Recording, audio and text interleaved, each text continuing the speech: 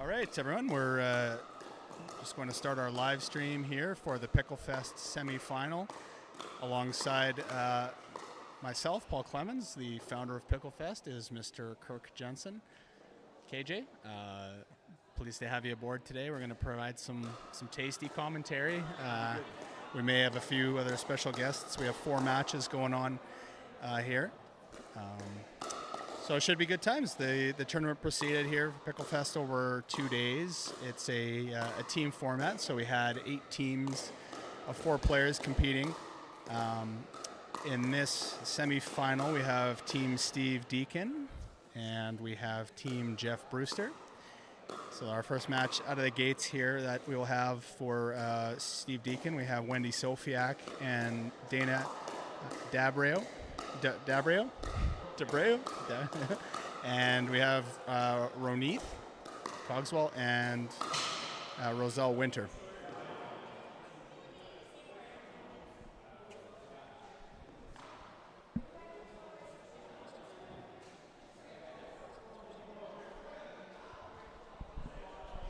I'm guessing Deacon's going to be on that side. Yeah. Yeah, Paul, this is going to be exciting here. We've got 3 of the top teams left out of the 8. So I can tell you there's been a battle all the last couple of days here, just really high-end pickleball, and it's been exciting to watch the level here. So we've got right now Jane White from Red Deer, our certified referee, who's also refereed for a tour, APB tour in the PPA, and Garen Jones. They're actually going to be doing the 2-referee system today, where they won't have lines people, but they'll have 2 referees on the one court here. I believe Jane will be the primary referee, referee 1, checking the paddles right now to make sure they're all USA approved and no improper surfaces. And Garen will, another top level certified 3 referee. He's done over 1,000 matches in his day from Spruce Grove, and they'll keep all the players moving along here, and we're in good hands. It's going to be some exciting stuff happening, Paul. I agree, good friend. And so awaiting the winner of this, the winner of the round robin that is going directly to the final is the Ray Greenwood Keld Gattinger team, and that team has Charles Neufeld, Kim Layton, Haddo Thole, and Irene Ma. So they went undefeated in the round robin. Played a pretty high quality power level of pickleball, and yeah, I thought they deserved to get through.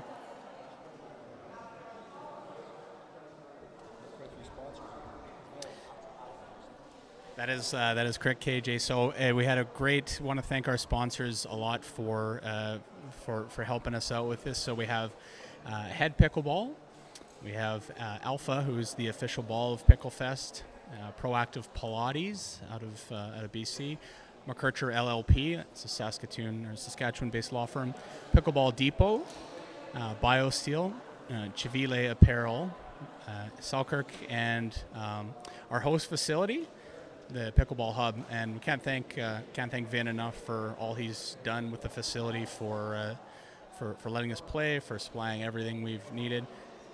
Also want to just give a quick shout out to the team owners as well.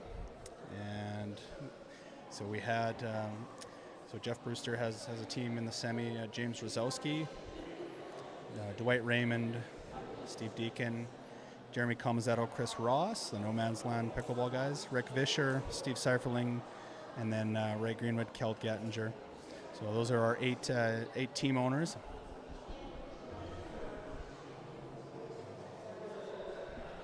And hey, I've got to give a bit of a shout out to you as well, Paul, to put this all together there. You've done a fantastic job bringing all these great players together.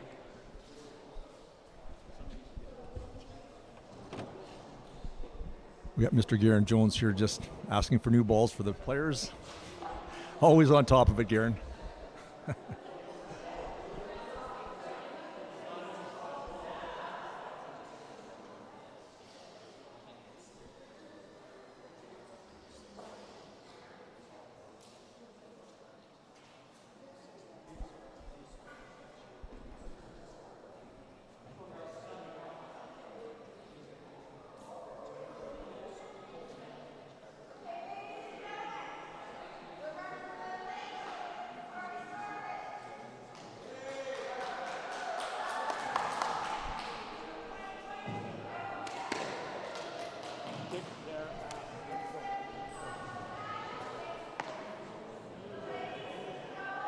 So Jane's explaining it's a semifinal match here.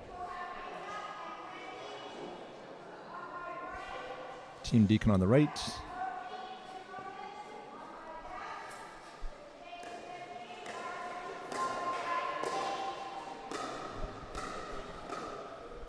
And Team Brewster on the left, which is the near side here. We're having a game to 15, Paul. Win by 2 and no cap, I understand. Yes. Very good. Team Deacon will be serving first at 0-0-2.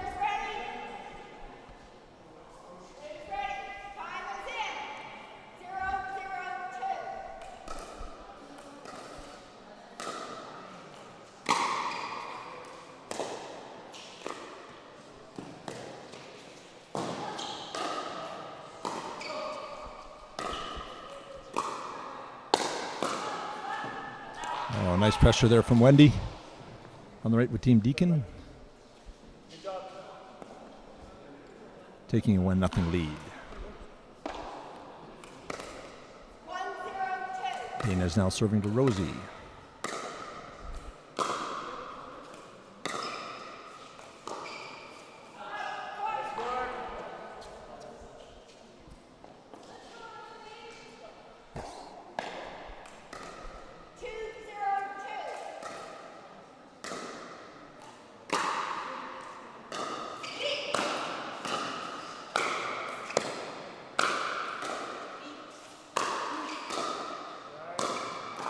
Yeah, nice. Good communication there between Dana and Rosie there with, or Renith and Rosie there with calling the middle shot for the smash. For serve, Renith.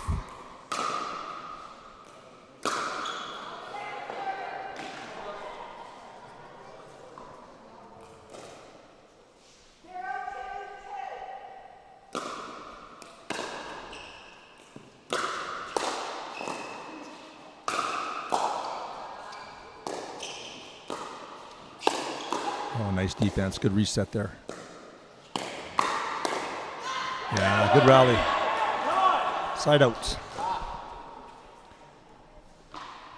Sofiak, I met Miss Sofiak for the first time this weekend, and she's a fun person, and she's got a lot of power. That's Wendy Sofiak just hitting the ball there. Yeah. She's always been, I feel like a stepsister to me, Kirk. You know, just an instant connection. I understand she's from Saskatoon as well, is she, originally? I believe so, yeah. She calls her home now in Surrey, BC.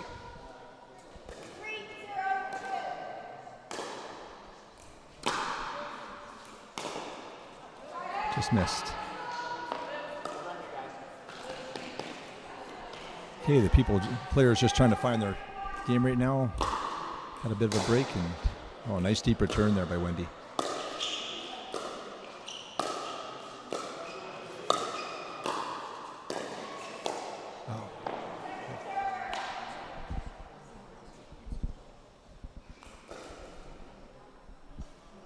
KJ, what do you like in this match? Boy, that is tough. These are four strong ladies here. We've got Rosie from Edmonton, Renith from Vancouver. We've got actually Wendy, if you want to say, from Saskatchewan originally, now Surrey, and then Porco Quicklum with Dana. I tell you, oh boy, I'm going to say this. It's going to be somebody's going to win by 3. If I had to have a favorite,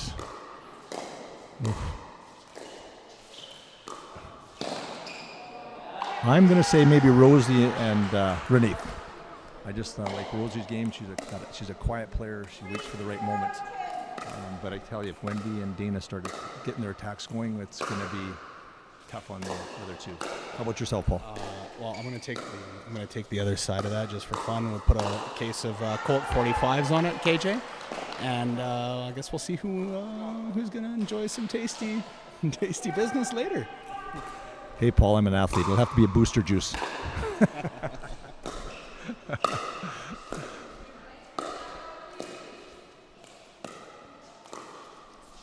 So here we got a nice soft game going here at the net. Patience is a big part of pickleball. Speed up in the middle. Oh, yeah. And Paul, you were playing in the tournament this weekend as well, weren't you? I was, sir. We had higher hopes. Didn't quite go to plan. We had a few wins. We were obviously hopeful to make the playoffs, but a lot of strong teams. Great competition, and just a fun weekend all around. But hopefully next time we can be playing in one of these games. Yeah. Oh man, no. Watching you play there in a few of the matches there, Paul. You played great. Okay. 1-3-2. Oh, a little confusion there in the middle. Again, Reneith and Rosie haven't played together much, and I think this is the first weekend they played together. So that middle, a lot of the times, is the real tricky spot for new teams.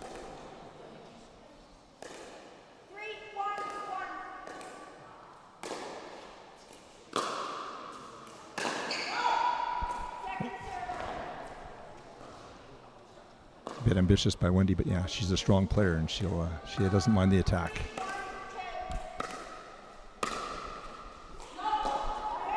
Reneith calling just out.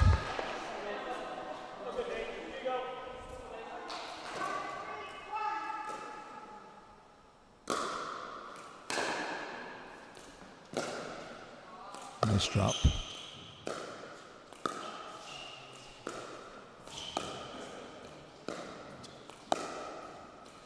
Reneith trying to sneak around there for an Ernie.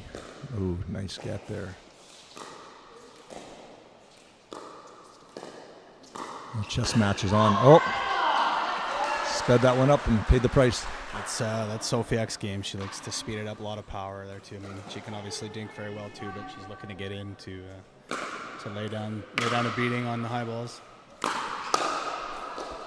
I understand Wendy's game. She came from a high level of fastball. That's where she came from. Yeah, so she's probably used to trying to hit those doubles and triples and over the fence. Just called out. Dana's very, very consistent, very good movement. She was a high-level athlete. I understood I think she played Olympic-level field hockey as well. So obviously playing anything at an Olympic level gives you a pretty good mental mindset on resetting, focusing. Probably gives you an advantage over a lot of the players. Just the mental element of things. Yeah. I agree with that totally, and I believe her husband as well played Olympic level, who we'll see a little later on, and Robin is also part of it on the male part of the team. That's right. Timeout on the right here. I believe Steve called the timeout just to settle the team down here a little bit. How many timeouts do you get normally here, Paul? KJ, you get two. We're just going two aside in the game to 15 here. And coaching allowed in the team format at any break of play, so changeovers or timeouts. And I don't know if we may have explained the team format. So there'll be there's a women's match, and then there's a men's match, and then there's two mixed matches, all games to 15, win by 2, no cap.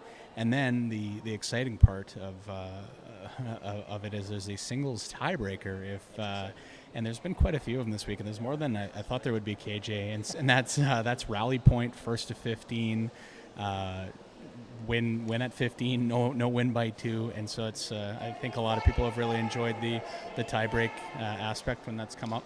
I've heard a lot of great comments about that, Paul. It's almost like the 3-on-3 in overtime in the NHL. Like it happens fast, and boy, you can't miss a moment or the game's over. No, and just if the lineups are set ahead of time, they're blind. So in some of these scenarios, we've had women playing men, and the women have fared very well, actually, in the singles tiebreakers I've watched. So, yeah, it's been a fun format.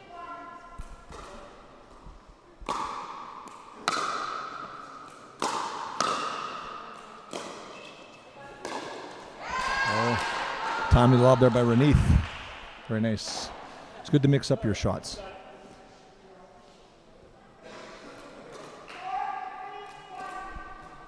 Tight match here at 4-3-1. Oh, nice play there by Wendy.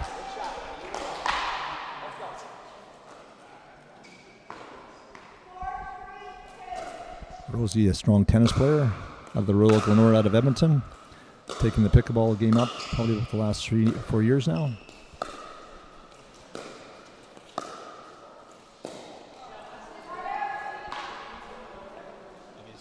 a little bit different scenario. The players got to settle in when you're playing in the semifinal, and live streams aren't really anything new, but a little added level of pressure, and everybody here watching now too. I've watched both these teams, and they've played very, very solidly. The female partnerships all day, so they're all weekend. So I'm sure they'll both settle in. Well, trust me, being Oilers and Calgary Flame fans, we've watched that 8-6 first game there, so even the pros get a little bit nervous there to get her going. But these are again 4 high players, and they're going to settle in here for sure. And speaking of that, KJ, I just got to say for the record, the Calgary Flames are really the only Canadian team that I can't cheer for. So sorry if that bothers anybody, but it's just that's a reality. You're getting no argument from the side of the table, Paul. I'm an Oiler man myself through and through. In fact, I'm the president of Pickleball Alberta, and Haddo Thule is my vice president. He's from Calgary, so we have a little bet that whoever loses the series has to wear the other guy's jersey for a day. So that's a little bit of fun at the Battle of Alberta. Nice.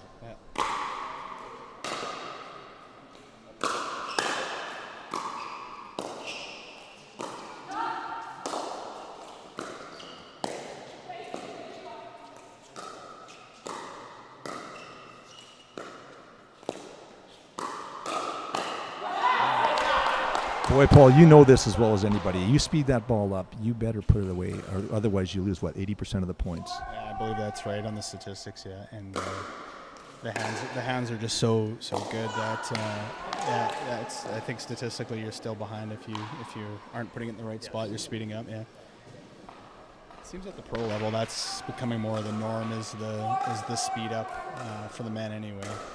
So they may be having more success with that. The statistics maybe changing a little more as you're finding, right shoulder, right hip, better spots more. I'm not sure, but that was historically the stat breakdown. And it is so hard, I know, as a player to be patient in this game. Yeah, that's what I struggle with most sometimes. You said it, I thought it, Paul. Fair enough. Wendy with a rocket, and that's what she will do. Yeah. And I believe we switch at 8, do we, Paul? Correct. Yeah, switch at 8, KJ.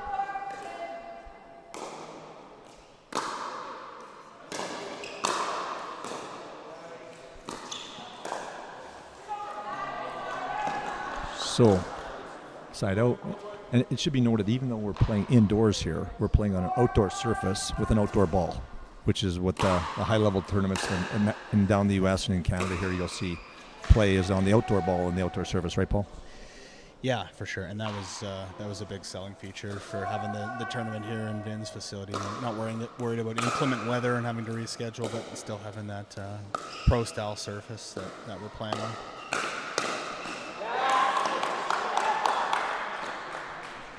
From Dana. Again, you're kind of seeing the two different styles here, where Dana and Wendy like to do more attack, and then you'll see the soft game coming more from Rosie in the resetting. So it's a kind of a battle of two styles here. That's a nice reset there by Dana. A little bit more background on the format too. So there was the players in the player pool, and there was a player draft, and the owners in a snake draft selected their players, and that's kind of how we got here in the team format. And that seems to work really well because you've had a lot of tiebreakers with the matches going to a tiebreaker for against the different teams. Yeah, I think so. I think the snake format is really the way to go with the player selection. Oh, nice hands from Wendy.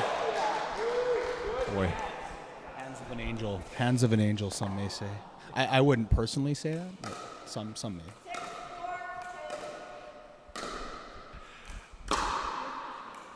A little rider pride there, I think, going on there. Okay, see Renith and Rosie keeping Dana and Wendy back there. That's part of the game, is you want to keep that other team back and you want to own the net and own that line.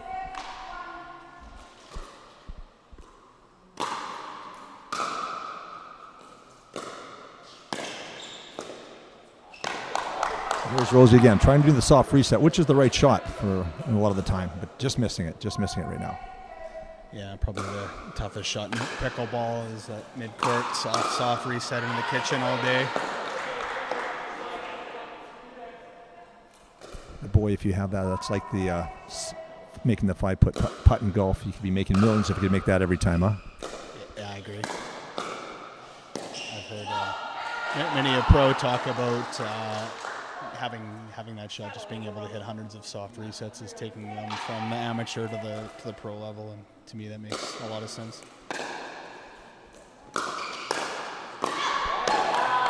By Wendy. Yeah. And there's Rosie again speeding that up, which is a little off again, but.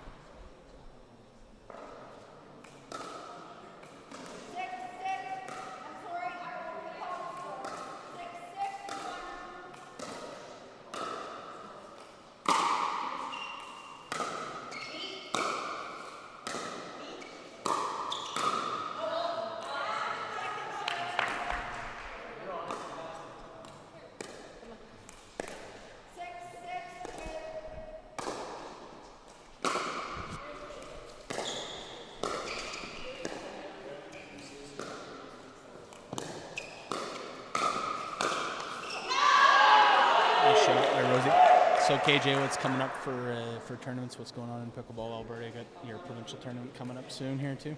Yeah, we're excited for that, Paul. We have almost 400 registrants now. We're going to be down to Medicine Hat, and the brand new 20-court facility.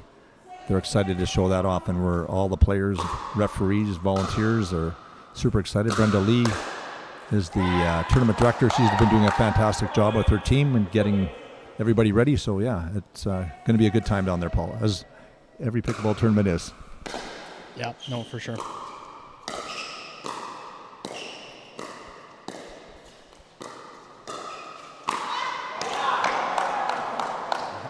It's the shot though from Rooney. That was up. That was attackable. She's got a lot of power. She'll put that away most times.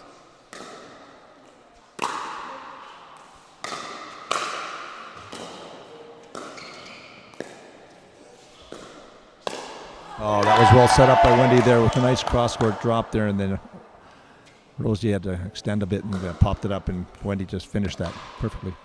We have Mr. Vin No here from the Pickleball Hub. Vin, come on in here for a second.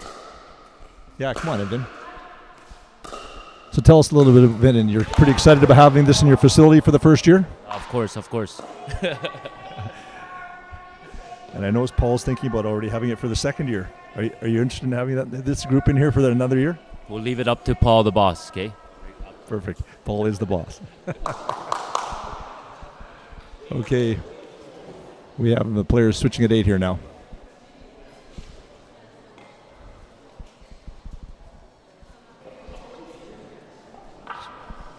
Okay.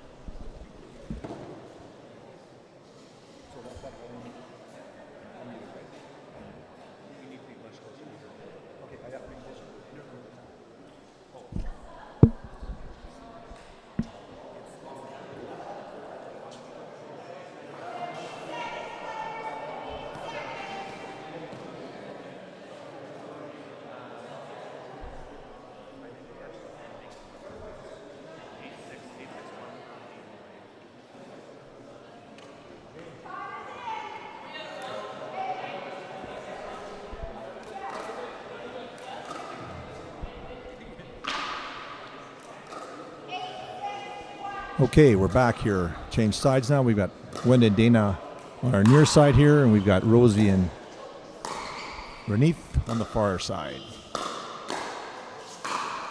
Oh, nice finish. Good angle. Good angle there by Renith to finish the point.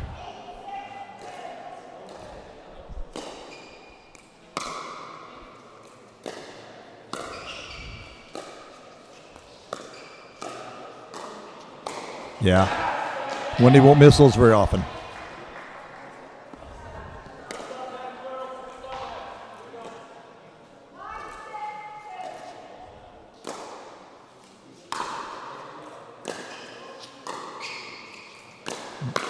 Oh, yeah.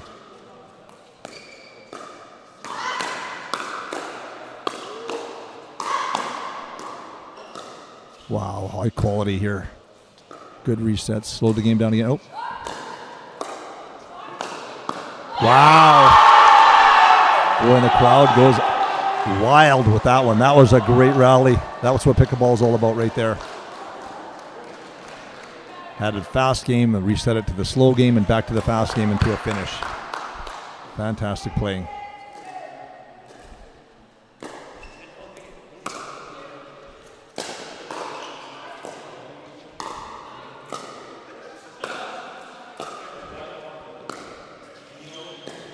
Oh, that's a big cross court. ATP. Oh, and a reset. Wow, what a rally. Oh, boy. Wow. That's some high-level pickleball there. So when I say ATP, that Rosie, what she did there was an around the post, which is called an ATP in pickleball. Great, great point. Oh. Oh.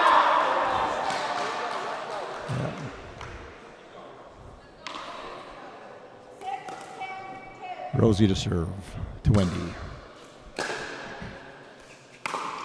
Oh, just missing that third shot drop, which is just another critical shot in the game of pickleball. If you want to drill, you want to get better, get that third shot drop in your pocket.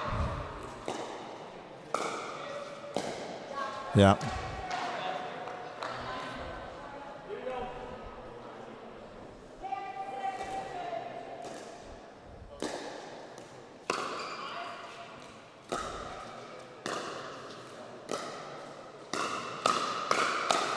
Oh, yeah.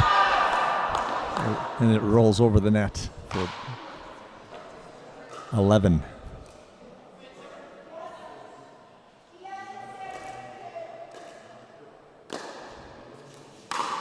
Oh, a little long. Time up by Rosie and Dana on the right. Brad Chapman, their coach, and Mark. Gonna have a little chat there, just calm everybody down. Switch up the energy, maybe talk a little bit of strategy here and try to get that ball back.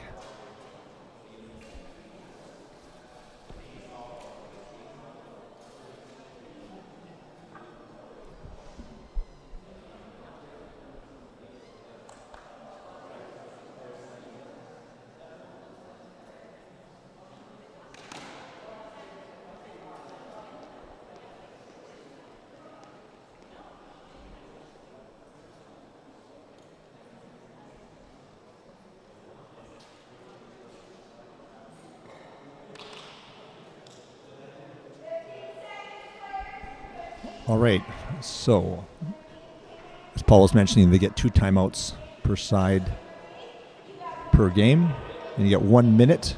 Jane just explaining they have 15 seconds left to take their positions.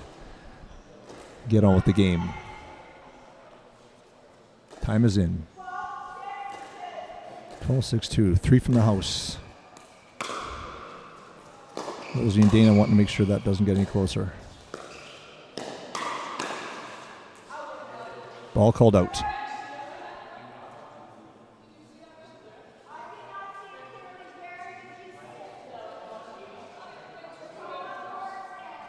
So Dana appealed that, and I guess the referees are staying with the decision or didn't see it. I'm not sure which it was.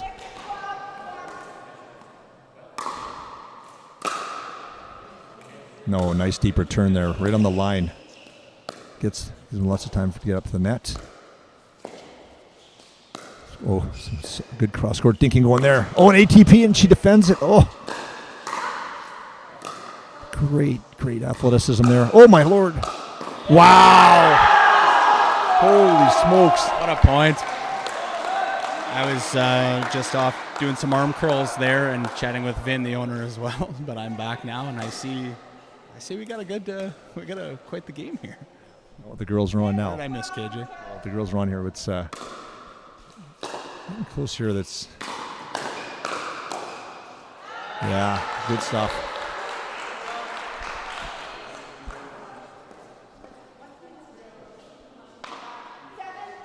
Seven, 12-2. Okay.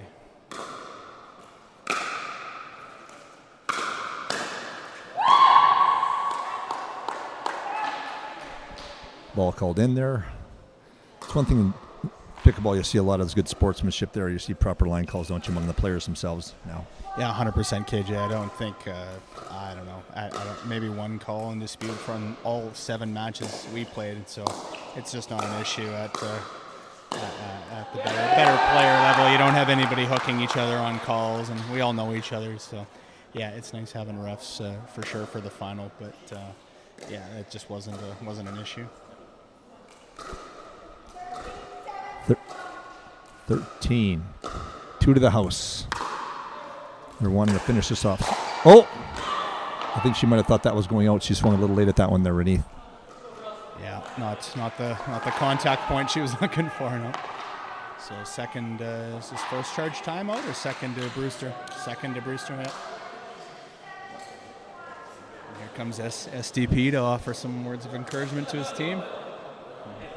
And those that don't know Mr. Steve Deacon there, he's one of the top players in the world. He's just going through a little wrist surgery right now. But boy, he's been a great ambassador for Canada in the game of pickleball. Just a true gentleman.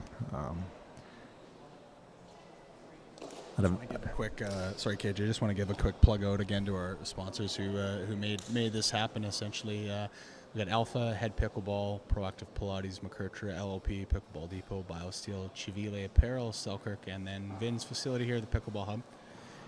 And you'll notice Dana here, she's playing with the beautiful head, the new head Radical paddle. I myself play with that paddle, and it's a tasty unit. Let me tell you, a lot of grit, nice control. So I don't know what you play, KJ, but you'll have to give it a whirl if you're not on board with the team head. Well, I've seen you hit it. If it lasts after you hit it there, Paul, I know it's a good paddle. Nice deep serve, good deep return. Possible game point here. Oh, no. Right in the feet, and that's where one of the spots that you really want to put the ball there. Right in her feet, tough to defend. One more serve here. They have to hold off here. Again, possible game point.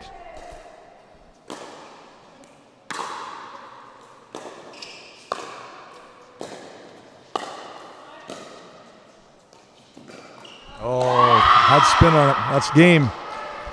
So Team Deacon beats Team Brewster here for the first of the, was it 4 matches, right? We'll go through here, Paul? Yeah, that's right, KJ. So Team Deacon will be up 1-0. They need to win 2 more to move on to the final. But still early. A lot of the matches, we were in a few matches, started 0-2. We were down and took it to a tiebreak. So the players and teams are so even that, yeah, still up for grabs.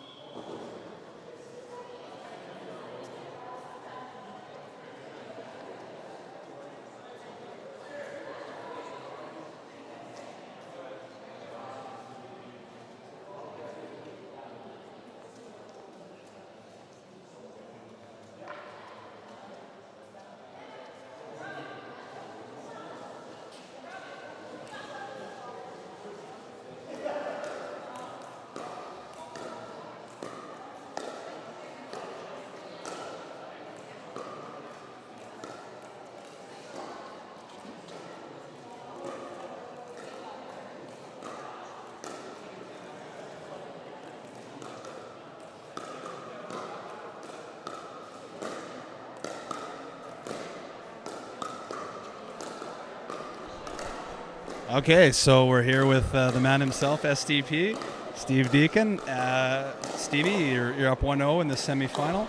How'd you think that went? I felt very good about the whole scenario here, right? Like Wendy came up huge for us, and she'll admit it herself. It hasn't been her best day today. She's faced a lot of adversity on the court, and she pulled it together for this match when we needed her. Wendy Sofiak, ladies and gentlemen, took it to the town today. I was just saying, like, she's always felt like a stepsister to me. Sofiak, I just met her 2 days ago, but just give and take. SDP, what's going on in your world? When can we expect you back on the Pro Tour, back to dominating? I hope to be back from this horrific wrist injury middle of August for a PPA event in Newport Beach. So although I am having fun watching, I'd much rather be battling on the court with these guys. Yeah, no, I understand. Good, sir. And what do you got coming up? We got some clinics coming up too? I've got Zach Brown and Had O'Toole running some clinics for me here at Vin's place, the hub / paddle room. Some awesome 3035 clinics. I'm going to be making a trip out to Regina and out to Saskatoon to visit my favorite Uncle PC. We will hopefully also be running a beginner clinic with myself through SDP, so we'll see how that goes. Any last words? What else you want to tell us, my friend? Oh, you changed your flight. I know that you moved your flight, so that's good. When are you going to stay another 4 days and everything? When I said I was leaving, Chris, this fellow on my team, he looks at me with these puppy dog eyes, and he's like young enough to be my son, and he's like, "You can't leave me now." And I had to get it changed, had to be here for the team, and I'm so happy to be here. It's been, Picklefest has just been an amazing experience. It probably, for me, was some of the most fun I've had in a really long time, and I'm not even playing. And thanks to this fella here for putting this all together. It's a lot of hard work to be a director of a tournament like this. A lot of countless hours. And we, all the players and the owners, really appreciate you. Thanks, bud. Yeah, it was super fun to put together. No excuses on my play, but I don't know, running a tournament and playing is not optimal, But hey, it was a great. I'm glad we could get everybody together. It was a great time, and you're a team owner, so thanks for being part of it. And we'll catch you at the clinics real soon. Yeah.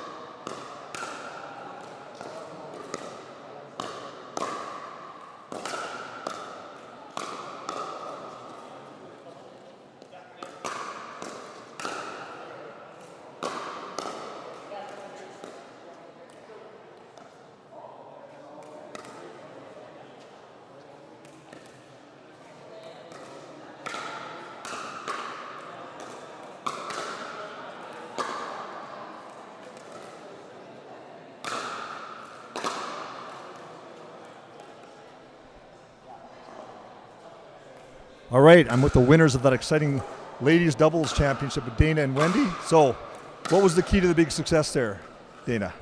Playing soft, getting good drops in, and then being aggressive when we were stable and at a timely opportunity. Yeah, that's the key to the game. And Wendy, have you been playing with Dana here long, or is this? We're playing together for about 2 years now, and this is our first time together as partners, and we're going again next weekend in Kamloops as partners, so we're looking forward to a long partnership. Yeah, exactly. Having fun. Boy, there's some ladies shaking, I think, they're knowing you're going to be teaming up down in Kamloops there, where actually I'll see you there as well. But I got to say, you've come from other backgrounds in sports as well. It's not, you started with pickleball. Where'd you start with Dana? I played field hockey on the women's national team many, many moons ago. So got to represent Canada, travel the world, play in the World Cup in 1994, way back when, and some Pan Am Games and some fun stuff like that. So. Well, your athleticism shows through. And how about yourself, Wendy? Obviously, you played something at a high level as well? Yeah, I played softball for probably 30 years and played with the national team, Canadian national team, at Worlds, Pan Ams, and Worlds again. Just a couple moons before Dana. And that's my background in other sports as well. Well, that's good. It's great because pickleball just seems to be so inclusive and so many different people from so many different types of sports and lines. So it's great to see you. Congratulations. You got a couple of mixed games coming up a little later. We're going to watch that. Okay. Well, good luck with that, ladies. Thank you so all right. much. Yeah. Thank Take care. Thank you for Picklefest and all the rest. Thanks for all the hard work. Thank you for hosting this. This is amazing. The Pickle Hub. It's Honored to be fabulous. here. Yes. Thank you so much. Thank you. All right, ladies.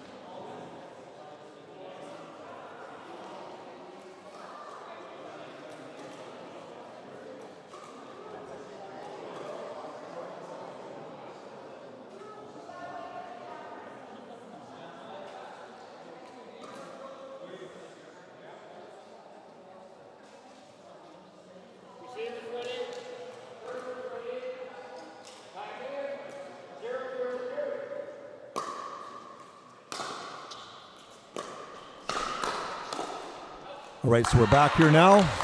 We got the men's side here with the Team Brewster on our left, near side, and Team Deacon on the far side.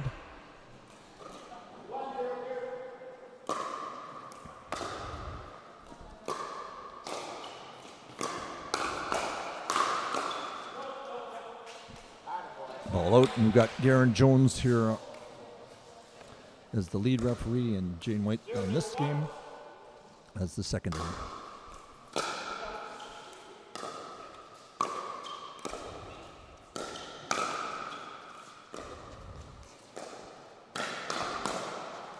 Oh wow, there's a hand battle. Wow. So on our far side there we've got Robin from Port Coquitlam. We were just interviewing his wife there.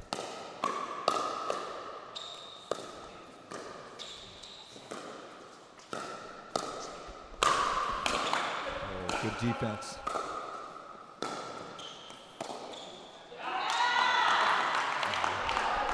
Strong rally.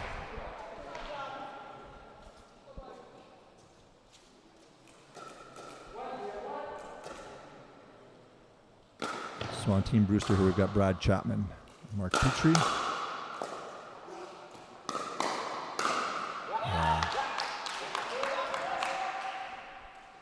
Nice hit there by, saved by there by Chris.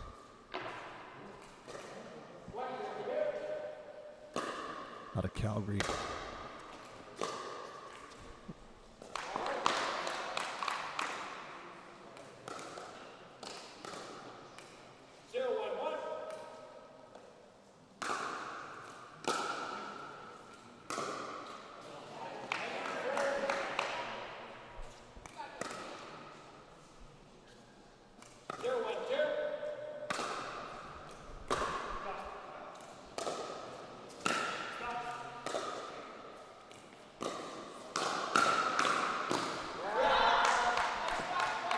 Yeah, one thing you see at the men's level here, again, very high level of play. I know Brad, provincial champion last year in Alberta, and a silver medalist in nationals there with the red cap, about to serve the ball here. And you'll see the team here on the near side, they're called with stacking, so they always want to have Brad on the strong side, or his forehand in the middle. Oh boy, tough one.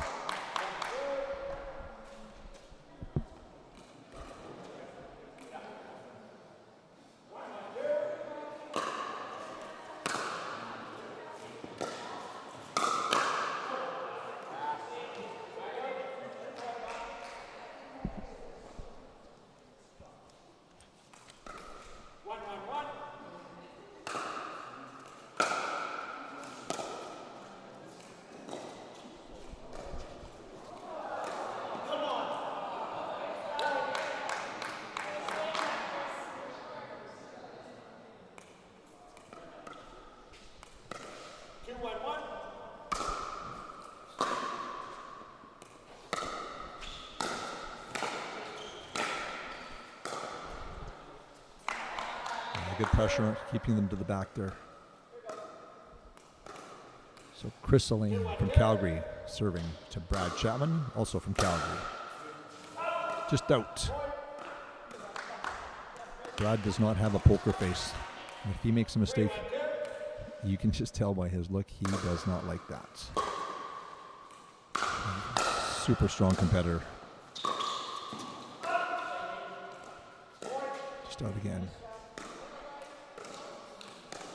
Team Deacon on a bit of a run here. 4-1-2.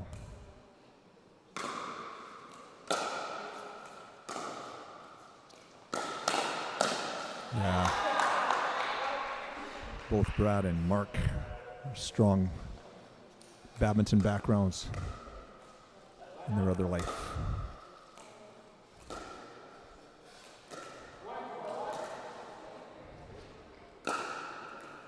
Again, same format, game to 15, win by 2. Oh, big drive from Brad. Wow. And he follows it up with a big finish.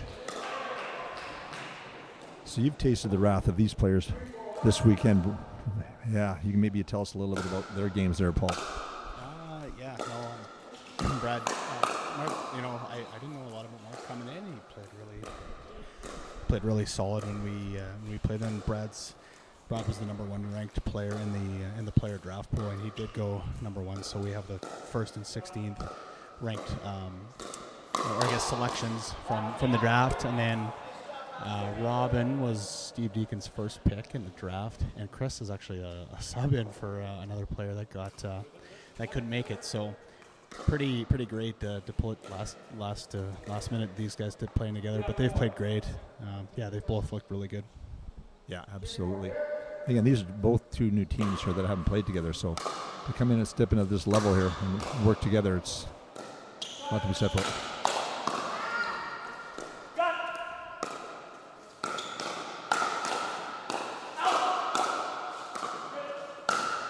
Wow. Defense extraordinary. Oh, just missing. That's some strong defense in the back there by the Deacon team. Yeah, Robin. I played Robin last year at Nationals, and he's a super solid player. He's really improved his game. I mean, he was very good last year, but he's playing at a very high level. Yeah.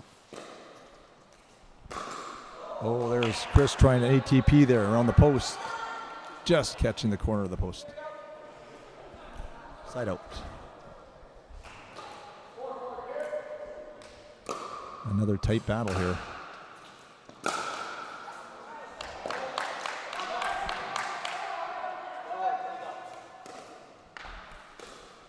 And Mark, I should give a shout out to the big pickleball community in Grand Prairie. That's where Mark's from, as well as the team sponsor Brewster, Jeff Brewster, out of Grand Prairie.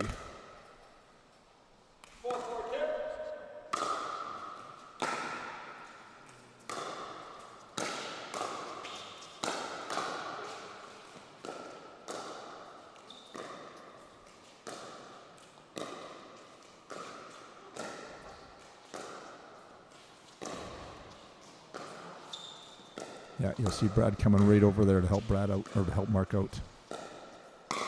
Yeah, wow. There's Chris trying to maybe get a little greedy, as we say in pickleball, and wasn't quite there.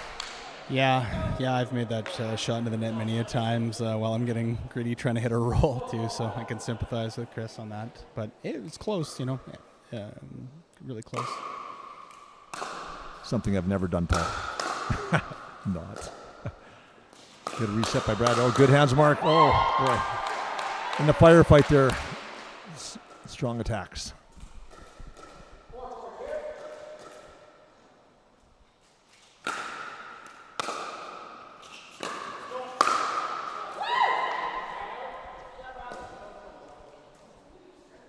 Nice finish there from Robin.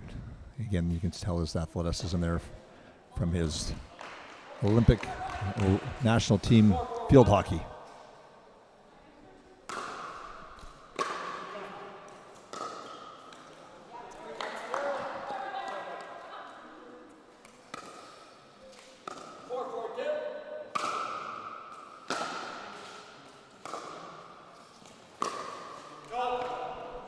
Ooh, Mark trying to pinch that line, just missing in the back.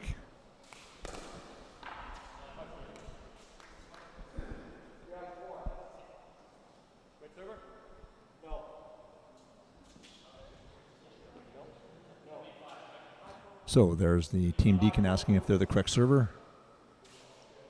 That's a smart move. One of those circumstances when the Brewster team knew that, but wasn't going to say anything.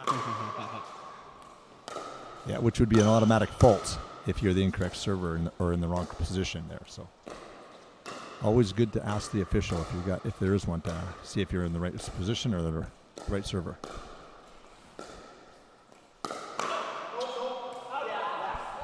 Just out again. Interesting speed up from Robin there. Work to Mark's back in the middle. Normally you're looking right shoulder, right hip on those speed ups there. But yeah, it's well placed, coming off guard. There's Mark's badminton background showing up there. That's a big heavy smash that rips down the line on the backhand side of Robin.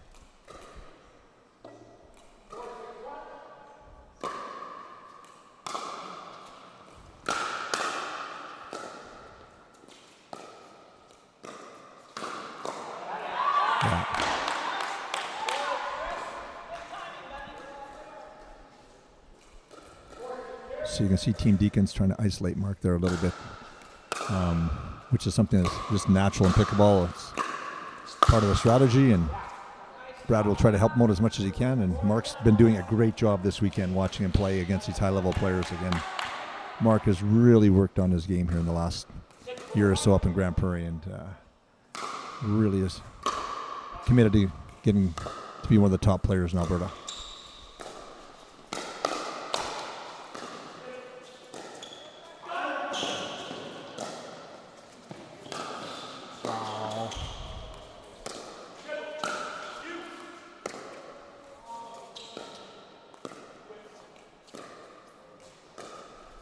This is as good as it gets, ladies and gentlemen.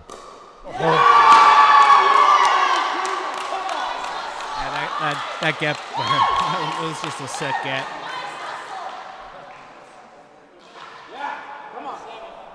And we got a timeout after that. I don't blame them. Yeah. Smart call there by Brad, asking for the 1 minute timeout. So gather the troops and have a little chat. But again, that's just a great point.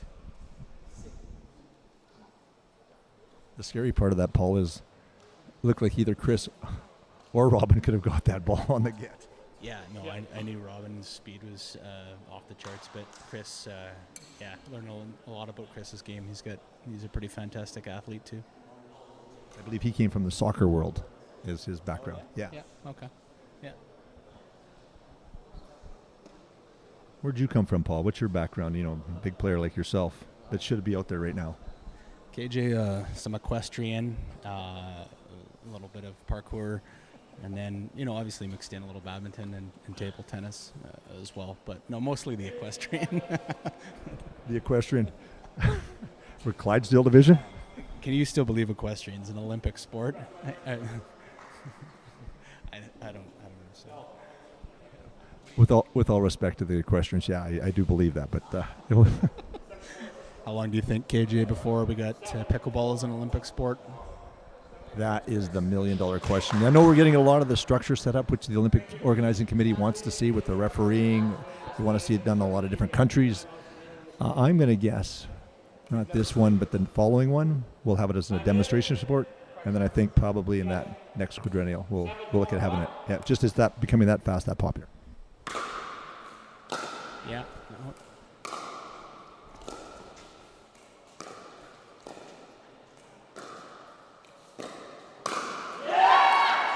Yeah, I think you already see it taking hold. You see some of the tournaments in India and Europe too. I mean, I think it's going to have to sort of get a foothold somehow in Asia proper before I think we're gonna have enough buy-in. But no, I mean, I don't disagree. Maybe next 12, 15 or 12, 16 years. Yeah.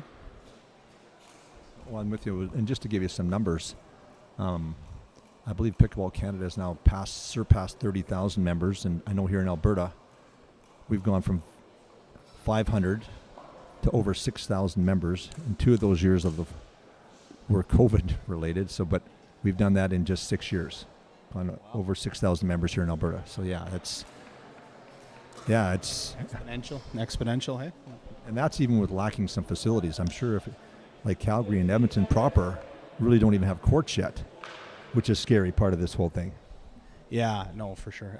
Saskatoon, we got a 9-court facility outdoors a few years ago, and it's getting tough to get on, right? It's you got a central meeting place, and we got some other places to play, but they're going to have to build more. I don't see it slowing down at all with the interest level. Nice hands again by Robin. Yeah. And even Mark there to defending that and pushing it back hard. That's good stuff, and Brad will normally put that away.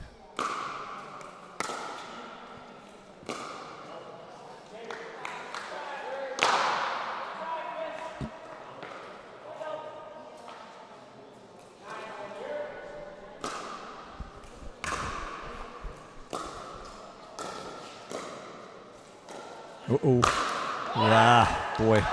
At this level, if you're going to lob it, it's got to be perfect.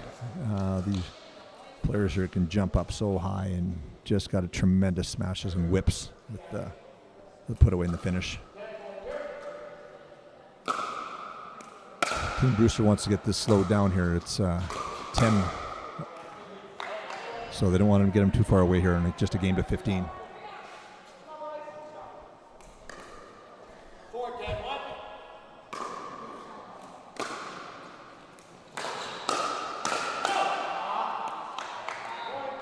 Yeah, Robin communicating there with Chris saying outs, but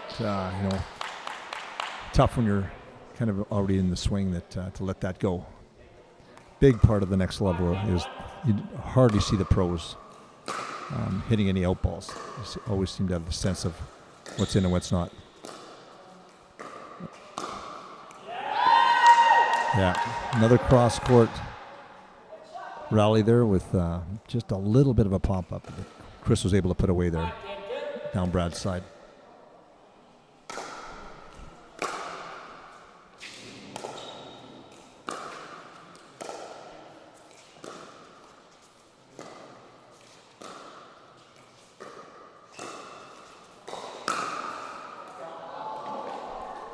Just long. Good leave. So KJ, earlier we were talking about that time we went to South Dakota and played some pickleball, and you had an expired passport, but somehow you got across the border. Do you want to tell our listeners a little bit about that? You were kind of breaking up there, Paul. At my age, I don't have that good a memory anymore, but I can't recall that, Paul. Bugger. Okay, timeout on the... So Steve jumping in there, I think, for calling a timeout here on the left. Steve, as much as he's a great player, talking to him this weekend, he said he loves to coach and the team events. And I can tell you, he is right into it just as if he was a player. It's exciting to watch. There you can see the strap he's got on there. He should be ready to go, Steve was saying, in the next 2 or 3 months. He's just going through a bit of rehab on that wrist, and looking forward to seeing Mr. Deacon out on the pro circuit again down in the U.S. and carrying the Canadian flag for us.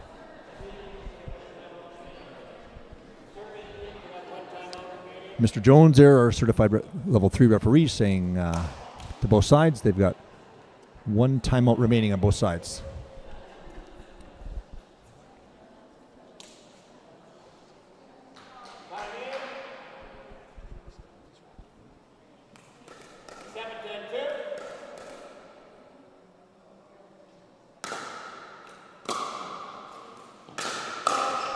Ooh, that ball was flying again. So tough when you're as quick as Robin is to let that one go. You almost have to read it off the paddle if you're going to let that one go.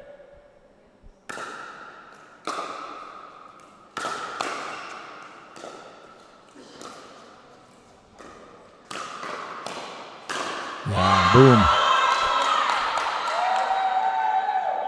There you saw Brad doing what's kind of getting more popular with the top players is a third shot drive and the fifth shot drop.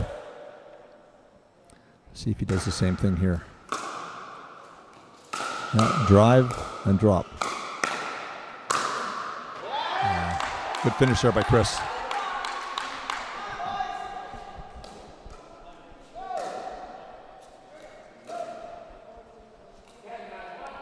(10-9-1). We've got a game now. It's tight. Yeah, this got spicy quick.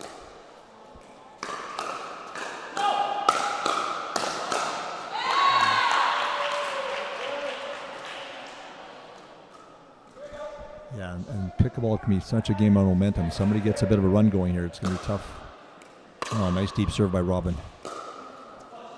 Just out with a little bit of a cut.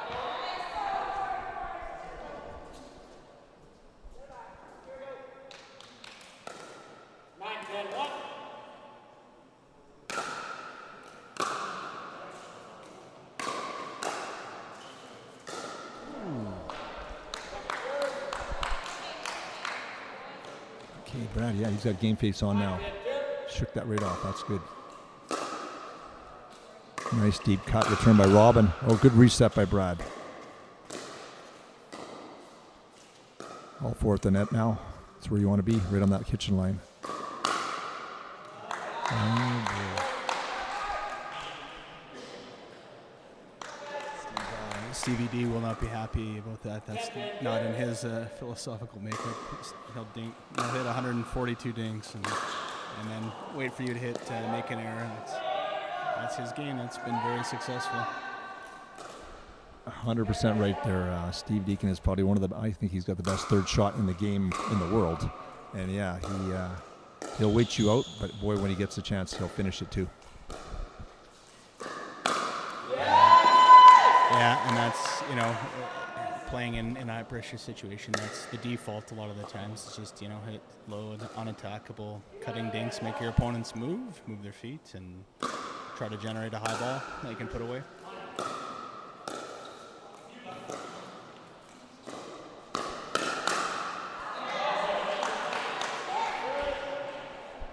So 11-10-2. Tough to get a point right now.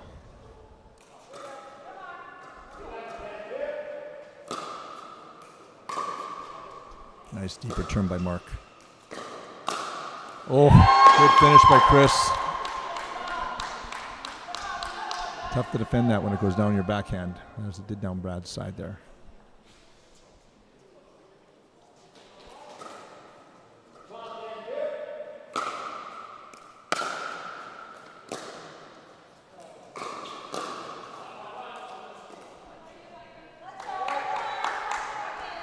Okay, I think Mark and Brad here have got to make some hay.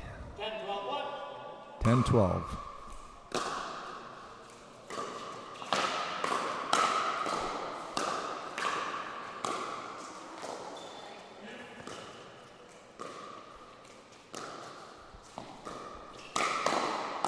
Oh, boy.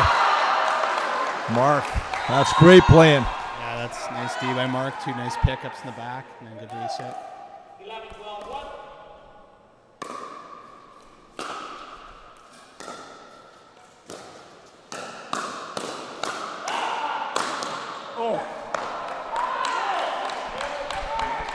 Mark made those shots despite having a gearbox in his hand. No, I'm just kidding. Yeah. To all the Gearbox fans out there, including me. We'll make sure we edit that, but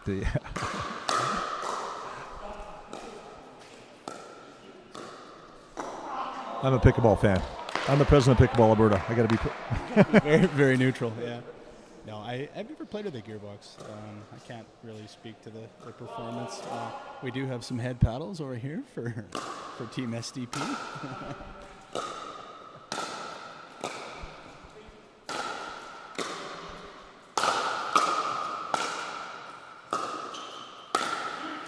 Ooh.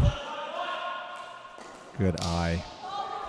Yeah, we've got Chris and Robin talking about paddles, playing the head paddle. We've got Mark playing the gearbox, and what is the poach paddle? Yeah, Chapman's playing a poach. I think it's Brett Forsyth's company, so relatively new, I think. But yeah, he's been playing it for. Yeah, I'm not sure actually how long. I'm not sure if he was playing it at Nationals last year. I don't remember that. But.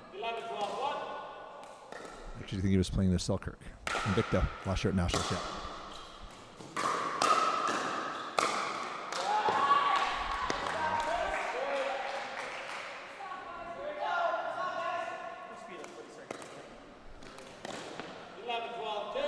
Eleven, 12-2. Oh, nice deep serve.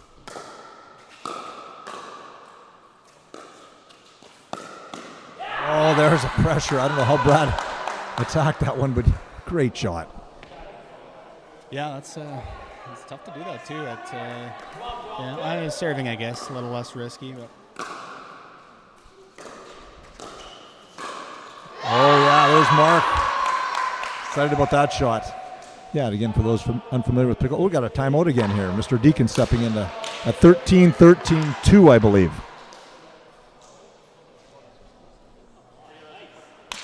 Our two officials move to the middle. Garen, stop the clock.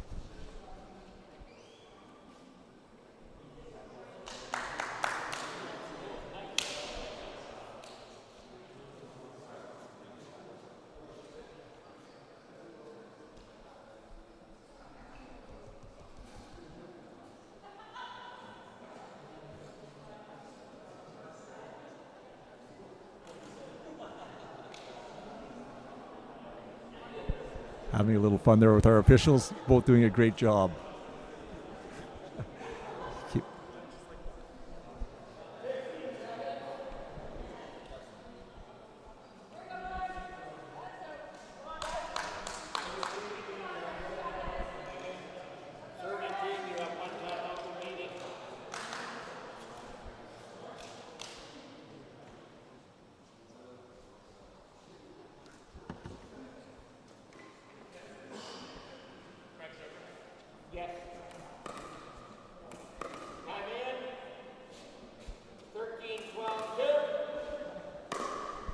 Yeah.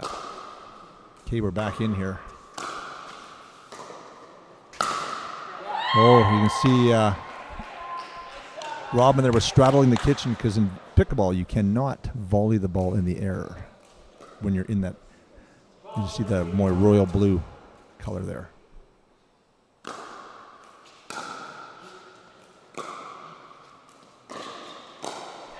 Good little half push there from Mark. There's Brad giving the signal there. Probably Brad will be switching over here to the left side. Yep. Oh, that's a great shot by Robin. Boy, and that's a crucial spot into the game. Woo. Nice shot. Well, these top-level competitors have been at the national and Olympic levels. You can just see the competitiveness in them and knowing when to find that extra gear. There's another one by Robin.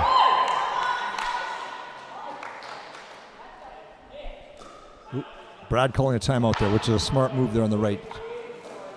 Trying to stop this momentum.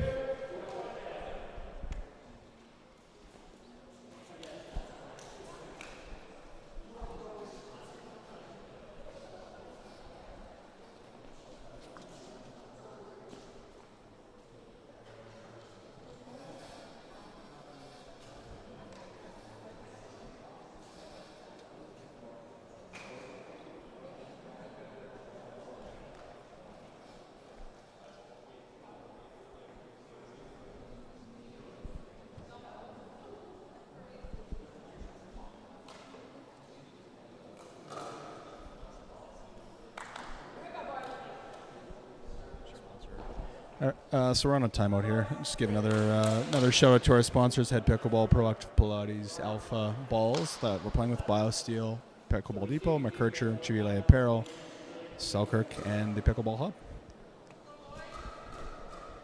And here we go. Mr. Garen Jones is going to call the teams in. Time in. Possible game points. 14.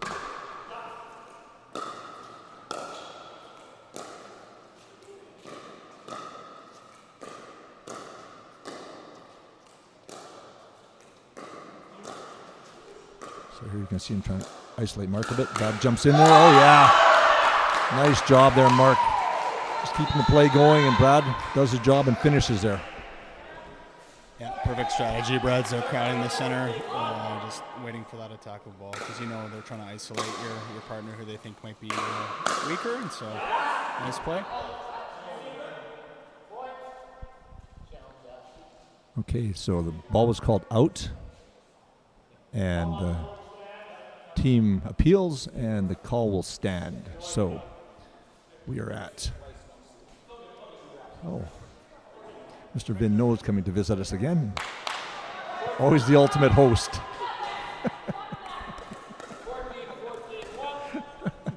He didn't bring Gatorade to our table. He brought something with a little more pop, if you will.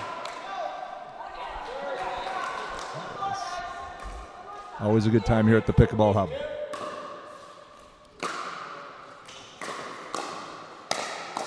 Yeah, wow.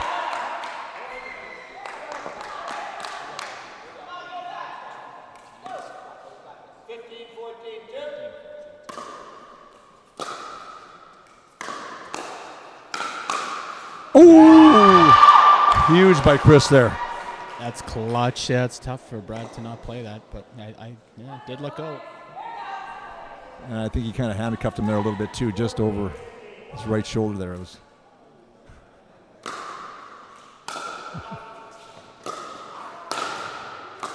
Nice. Another. Oh, that's a great shot. Oh, look at. Oh! Great work done by Chris to try to get them both up to the net again, but defending Brad's smash is not an easy thing.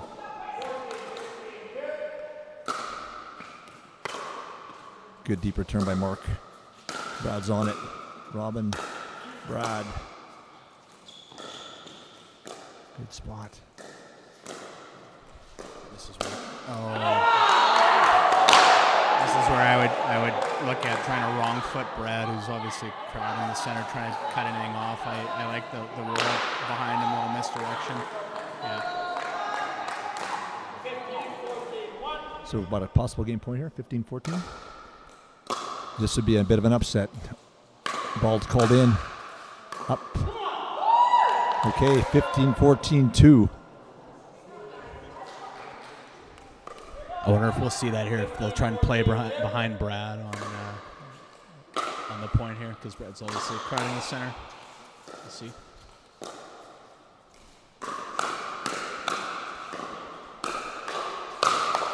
Wow. One more. It's over. It's a net. Possible game point. Brad tries to attack again. Boom. Wow, there it is. What a game. What a comeback. Mark and Brad jumping to each other's arms there. That is good stuff. Congratulations there to Brad Chapman and Mark Petrie from the Brewster team over Chris and Robin from the Steve Deacon team. Good stuff. The team jumps in there and gives them all high fives. Wow. Yeah, that was a great finish. So now we're 1-1.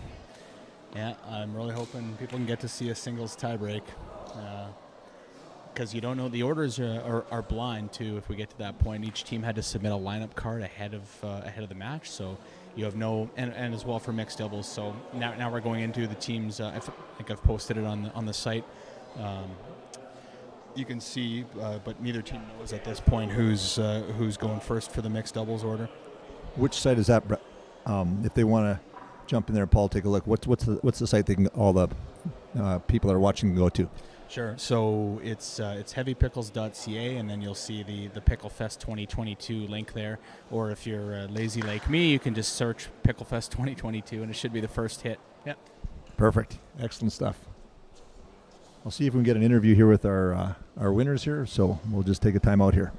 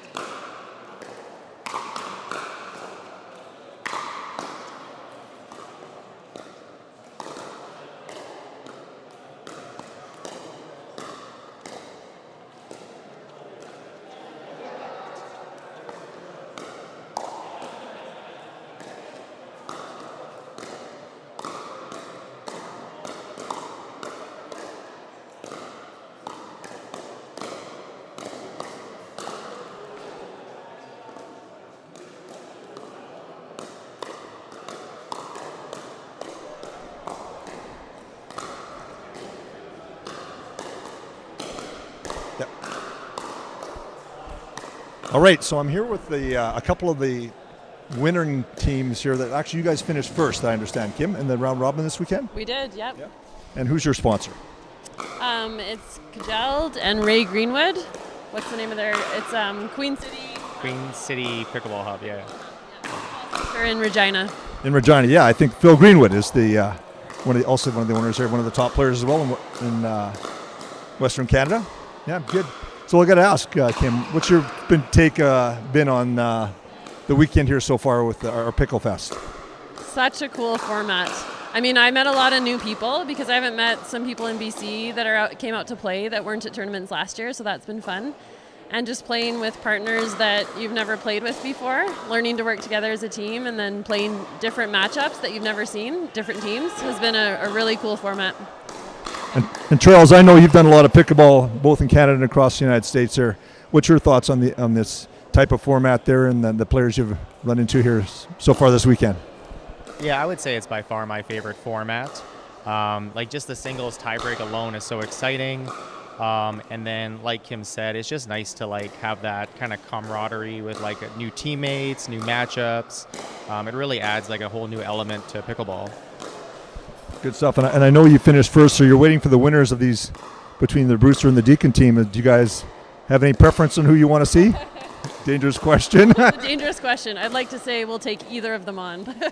Fatter girl. How about yourself, Charles? I'm perfectly happy playing whoever. And so, Kim, on the ladies' side, who's your ladies' partner there that you're working with there with your Queen City Chirks? Yeah, Chirks. It's Irene Ma, and I had never met her before, so we met yesterday. Well, we met Friday. We had a little practice games together. And yeah, we've learned how to play pretty well together, I'd say. I would say that I know, Kim, you were a national provincial champion and done really well. You're the top-rated female in Alberta, so I'm sure Irene enjoys playing with you there as well. And Charles, you're one of the top players there. Who's your teammate that you were on your side there for the male? So I'm playing with Haddo Thule, is that right? Yeah, so Haddo. So yeah, first time playing with Haddo. He's been great to play with. Really steady, really positive. I really enjoy playing with him. Cool. I'll give a plug for him. He's also the vice president of Pickleball Alberta. So Pickleball Alberta welcomes you guys here as well. And enjoy your tournament. Good luck there in your finals match. So, perfect. Thank you, Kirk. Kim Layton and Charles Neufeld. Thank you very much, gentlemen and ladies. Thank you. All right, thanks a lot.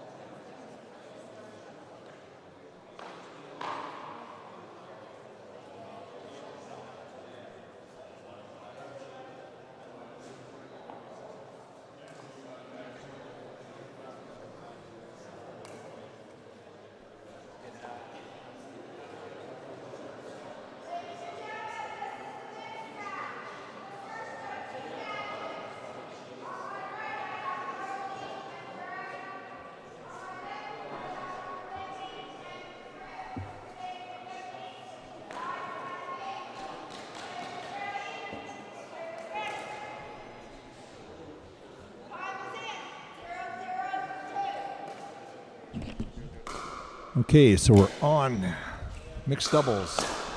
Third of the fourth matches. Wendy, bang, putting that right down. So on the Deacon team, we've seen all four of these players now. We've got Wendy representing the Deacon team with Chris. We have Brad Chapman, Rosie on the far side.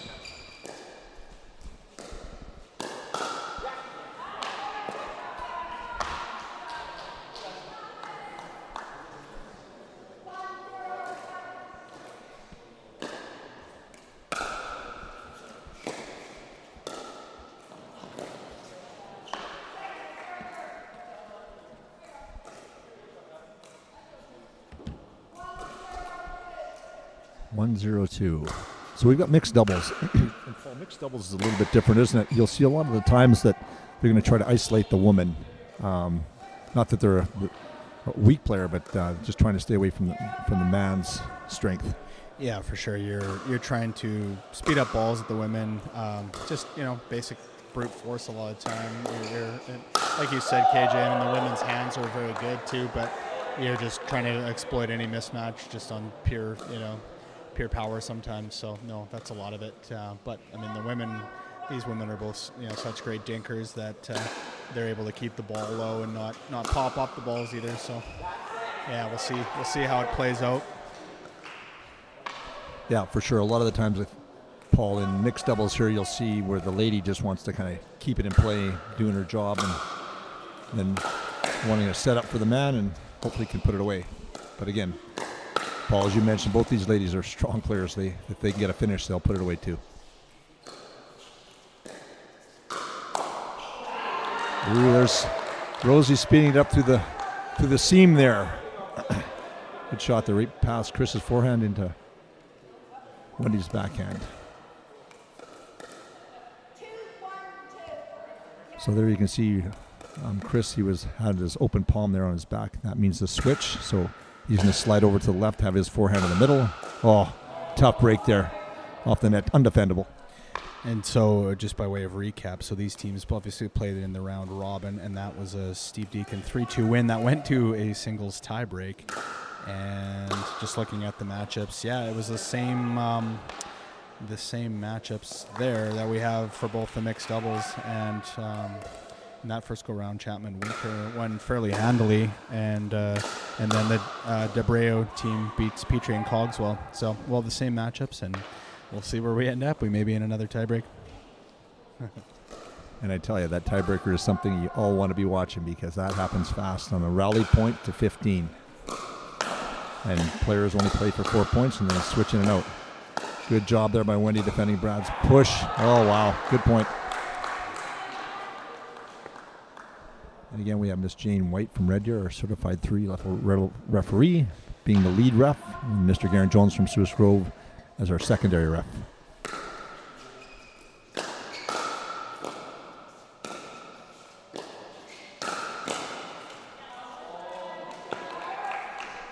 Wendy saying to herself there, she thought that ball was out. But again, sometimes it's tough to leave that one when you're half swinging through it.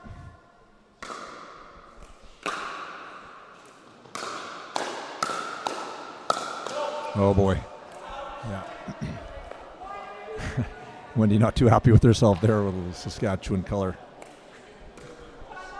Dropping perfectly satisfactory language, no issue. Yeah, we've all been there. So Steve says, hey, come on, everybody, let's settle down here. He brings them together there, and we'll have a timeout here. 1 minute.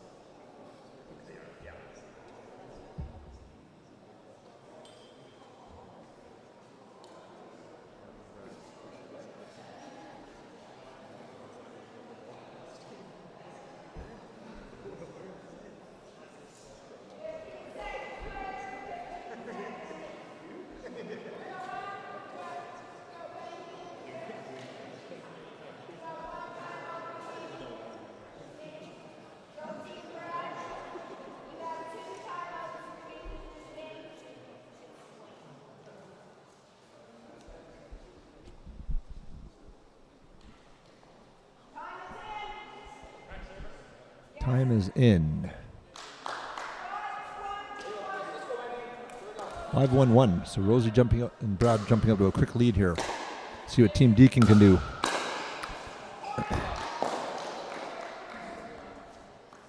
Wendy again just has that strong attack of her nature.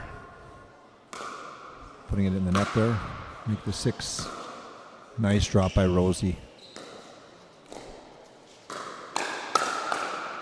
Great reset by Chris. Good defense. Ooh. Yeah, Wendy knows it. It's a few out balls she's played, and at this level, you got to just get out of the way. But easier said than done, obviously.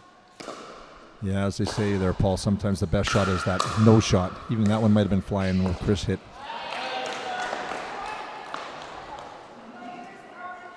Side out here, so we got another quick break for 1 minute.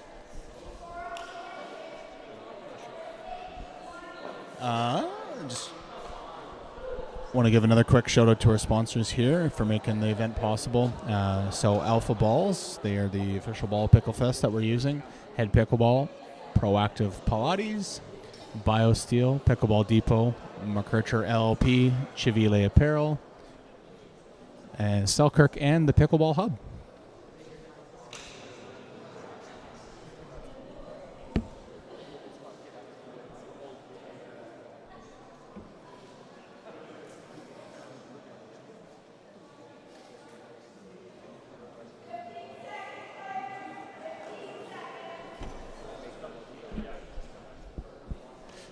Before we get back to play, I just want to give a shout out to my lovely wife, who's the sibling of our production engineer and video wizard master, Mr. Kent Evenson here.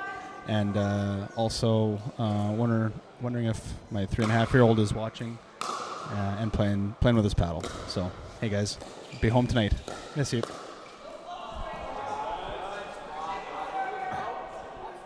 All right, so we got the players have changed sides there, and just a bit of miscommunication between Brad and Rosie. It hasn't happened much here so far this match. They've been playing really well, solid together. Just missing. Those high-level players do not like missing that third shot drop. That is just money in the bank. If you can do that shot, you are another level.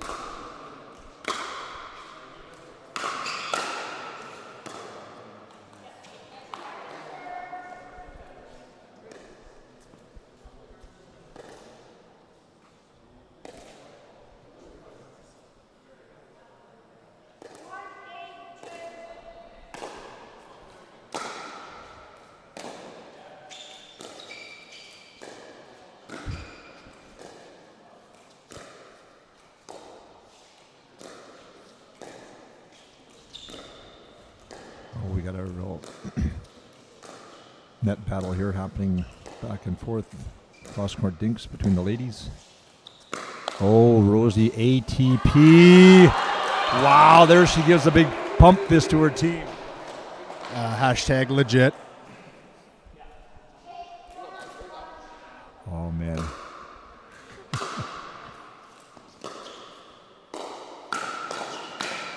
Oh, Wendy winning that firefight there with Brad. Well done. I don't see Brad lose many of those.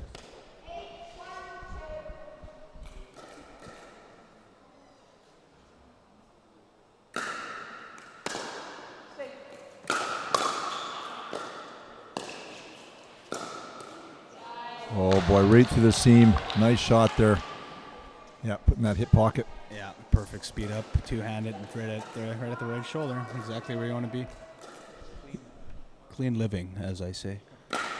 I notice more and more players are going to that two-handed shot there now. I know Riley Newman's made that popular. Yeah, no, that's right, KJ. I like it on the reset when I'm back at the baseline. I find if somebody's trying to get it at your feet, you can get lower and just two-handed. It's a lot easier to play on the reset. I don't use it a lot yet on the rolls, but yeah, I know for sure it's becoming pretty popular. I'll tell you, ladies and gentlemen, there's some words you don't hear very often put together in the same sentence as Paul Clements and reset. That's a novelty. Yeah, fair enough. It's normally full go time.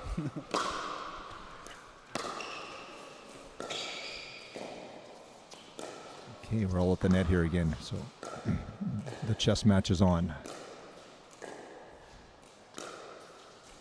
Waiting for that little pop up there.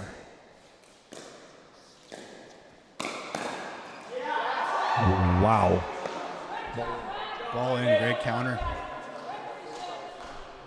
I know Rosie here from Edmonton, and she does a lot of drilling with her good friend Sarah McNeil. It's obvious there with all that cross-court dinking back and forth.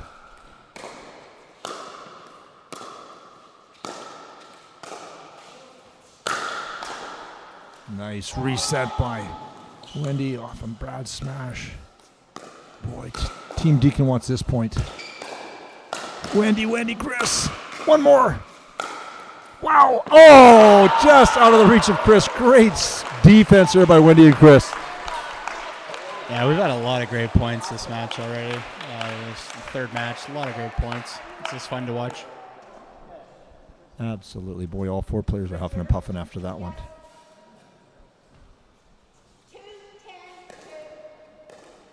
Okay, Wendy and Chris hoping for a little bit of a run here.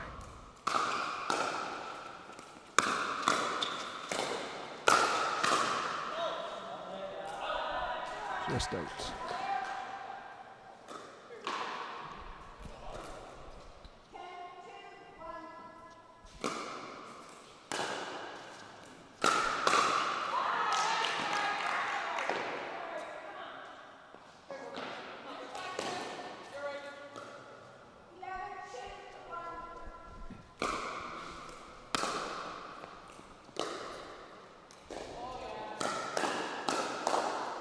So, Paul, where are we at there right now with the matches, and what needs to happen here for somebody to move on? So we're at 1-1, and it's essentially the first of three. You have. So, Paul, when you say 1-1, what exactly does that mean again? So Team Deacon won the women's doubles, and then Team Brewster just won the men's doubles. So we're 1-1 there. We've got two mixed doubles matches, and if those are nice shot by Brett. If those are tied, then we will go to the singles tiebreak, and it looks like if things track to how they did in the round robin, it looks like we may be heading for that result, unless there's a big turnaround here from Team Deacon.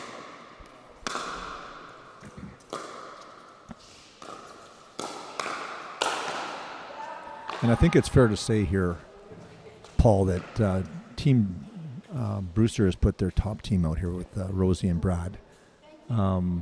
I'm not sure what's your thoughts on the team here from Team Deacon mixed doubles. Were their team one, or would that be their second team? No, I agree, KJ. This is the best team for Brewster for mixed, and then although very very good and pretty comparable. The Dana and Robin are they play together all the time. Obviously, husband and wife, and they're very strong. So I would suggest they may have their stronger lineup for the second match. Although again, nothing to take away from Chris and Wendy. They're very strong too. Yeah, 100% right. Okay, thanks. That's good, Paul. Called out. Yes. Brad agrees. Again, good sportsmanship there. Brad Chapman, always a gentleman.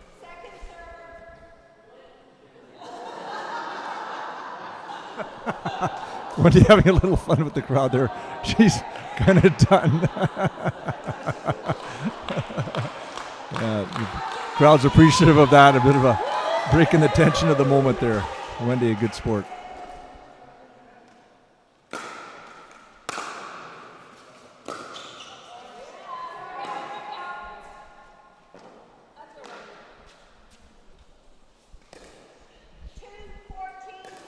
Two 14-1. So obviously Team Deacon behind the 8-ball here. They need something big to happen. Okay, that starts us with one.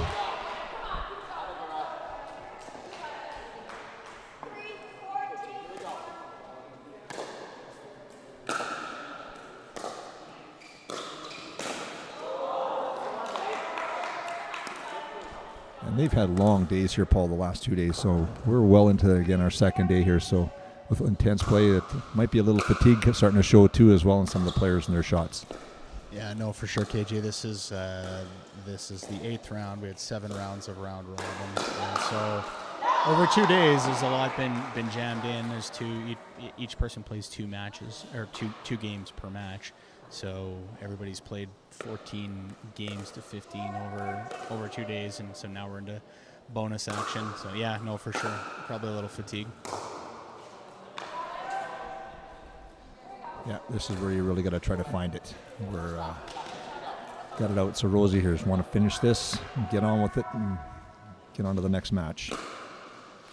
Possible game point. Oh, Brad ripping it with a big two-handed backhand, wanting to finish that. One swing of the paddle.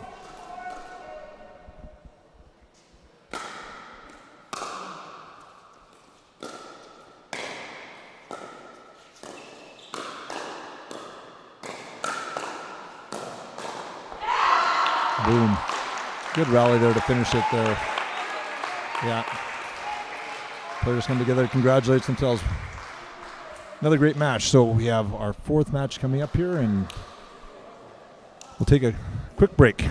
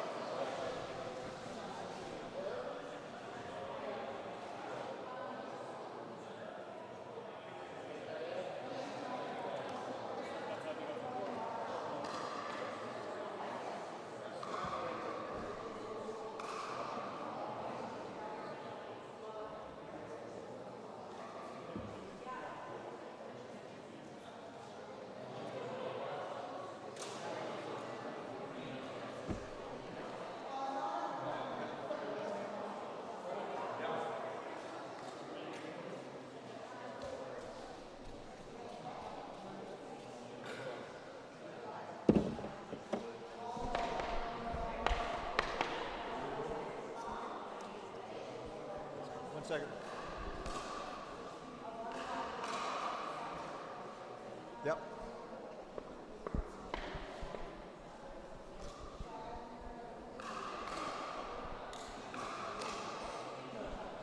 Okay, yeah, Bruce.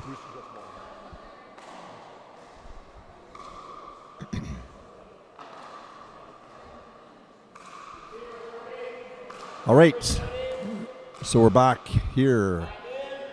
Fourth match. And we got Reneith and Mark from the Brewster team serving to Dana and Robin on the Deacon team. Ball called out. So, Paul, what's going to happen here then as far as moving forward? We're at, two for Brewster, and we got one for Deacon, I believe. Is that not right? Yeah, that's right, KJ. So if Dana and Robin wins, Deacon wins, we are off to the singles tiebreak. And yeah, it was a really close one. Same result in the round. Robin 2 or 3 points. I think Deacon won by. So yeah, I think we'll see, but I think that's where we're tracking here. Good stuff. And Mark and Reneith they're a new partnership. They're going to be a bit of tough sledding here because we've got Robin and Dana, who are a husband and wife team, and I'm sure they play a lot together. So here we go.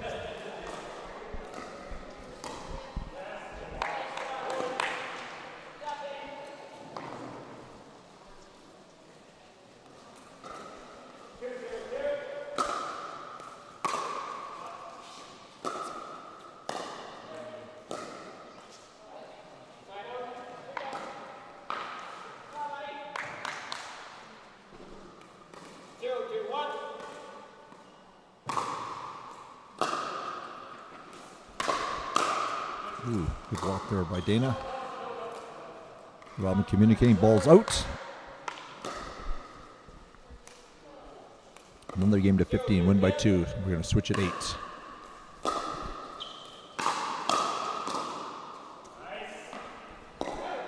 Reneith had the right idea there, trying to reset that drive there from Dana, but not quite in the center of the paddle.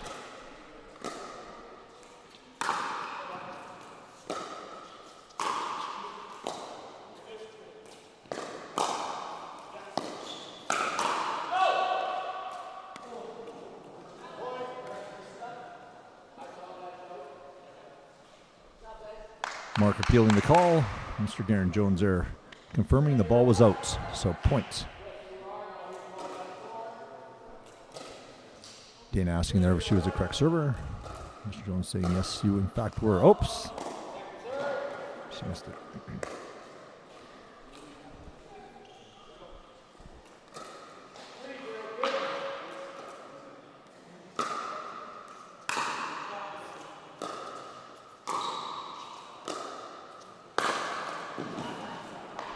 Mark showing his badminton smash there.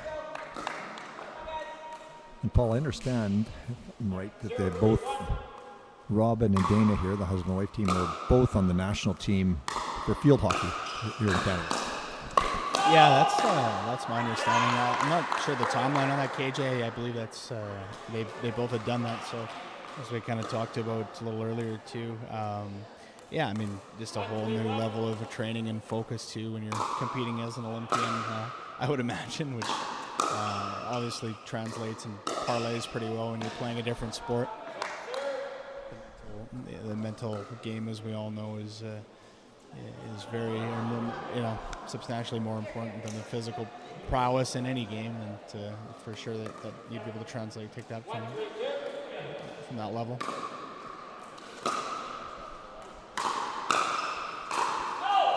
Oh, good call there by Robin to help his partner out on the out call there.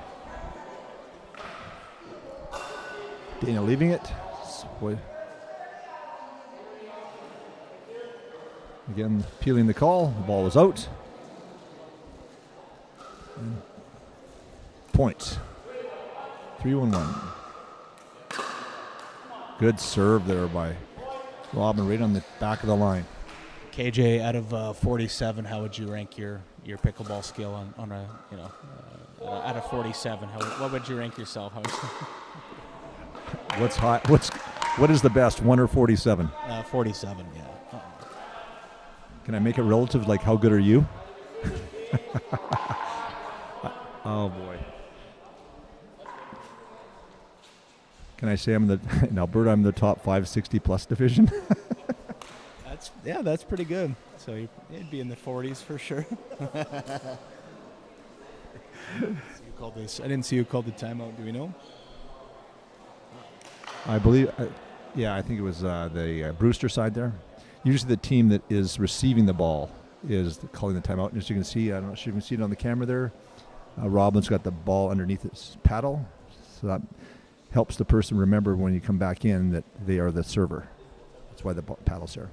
And we got the Robin and Dana sporting a couple of beautiful new head radicals there. check them out. Boy, Steve Deacon's got to be paying you something there for all these head commercials you're giving these paddles. No, it's all good. And I think just to give fair play here, you got Mark's playing the gearbox. I'm not sure. What is Renith playing there on the other side? Looks like a paddle tech Ronith has. And the paddles are now they're basically, they're up $200 and $300 now. They're carbon paddles and good leather grips, and they're come a long way with the technology, just like golf clubs. Pickleball has come right along with it with the technology. Yeah, it's been interesting too. We've had a little bit of pickleball controversy with the paddles recently. I was down playing at the U.S. Open, and on the Friday of the event, USA Pickleball made the decision to ban the carbon CRBN paddles during midweek. Wow. Yeah, during midweek, and so there was players who were playing with them, obviously sponsored players who were not able to use them for the pro events, and so you saw the carbon players playing with the Yola, playing with other paddles. So we'll see where that goes, but it's been a little bit of pickleball controversy lately. Well, that would be because I know that especially the top players get quite intimate with their paddles there, and they get the right feel and right sense of the power that's come off a paddle. So it'd be tough to change midweek. Yeah, it's interesting. I mean, there's still a little bit of controversy surrounding when the field tests were done, why they were done, and if it was just a bad batch. There's been other manufacturers that have ran into that where they just had a bad batch, and the subsequent testing was fine. So they're working together to get it resolved. But as of now, you can't play a carbon paddle in a sanctioned tournament, as I understand it. Yeah, and again, carbon being the brand.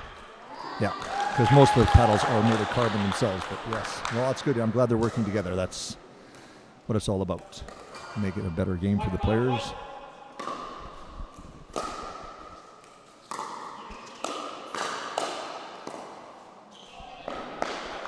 And that's for Southern Denmark. And again, we need Team Deacon here to win this mixed doubles match if we're going to be going into a sudden death playoff, which is an exciting format. We'll have Paul explain a little more later if we get to the points. Right now it's 5-5-2, so another tight game.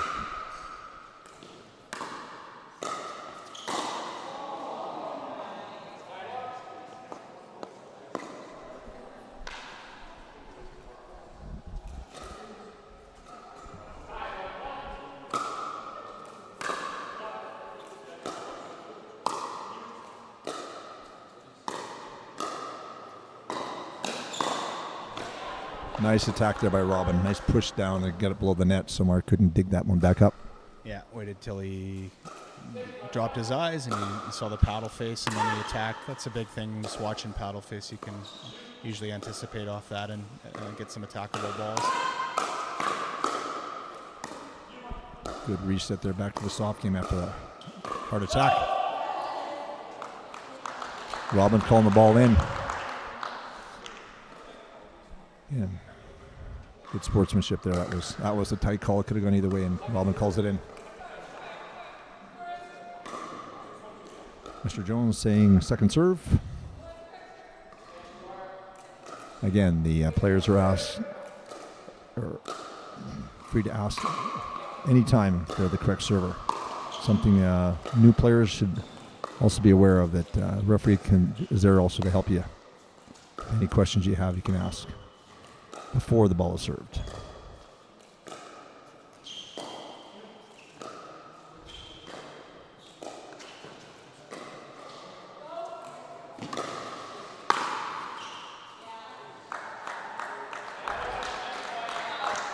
Again, right on the line. Good hustle there from Robin, coming all the way across here to pick up that ball.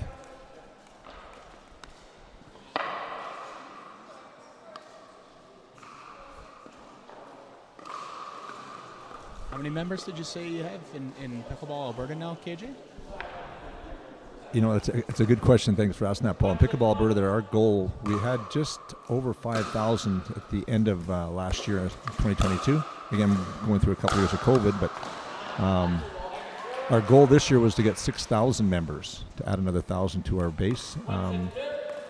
We're excited to say that we had that by the beginning of May, our 6,000, our goal. So, yeah, that's where we're at right now, and I think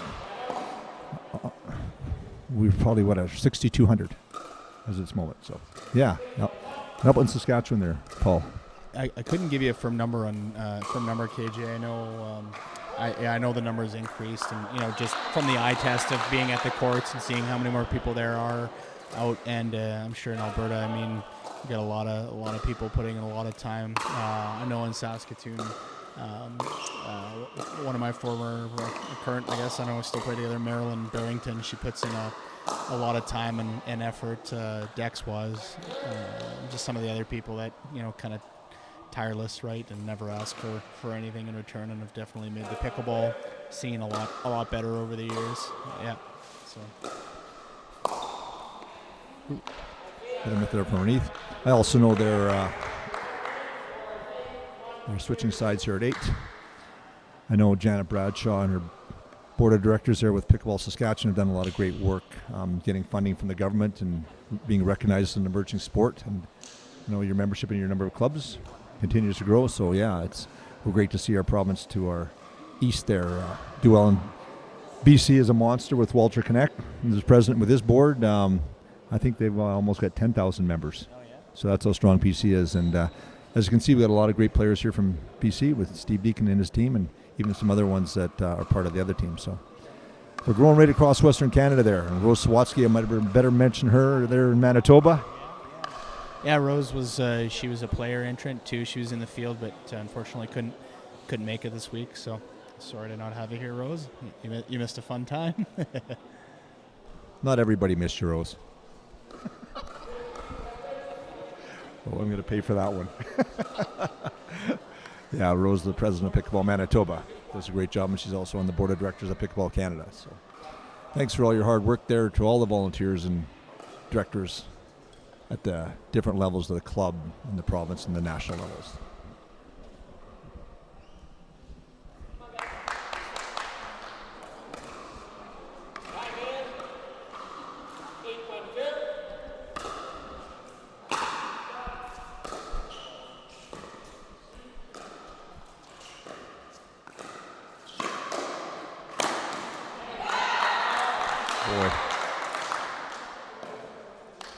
It's interesting when you watch the different sports there, Mark, with the badminton background. That you see a lot of, you can tell a badminton player by his finish and his snap there.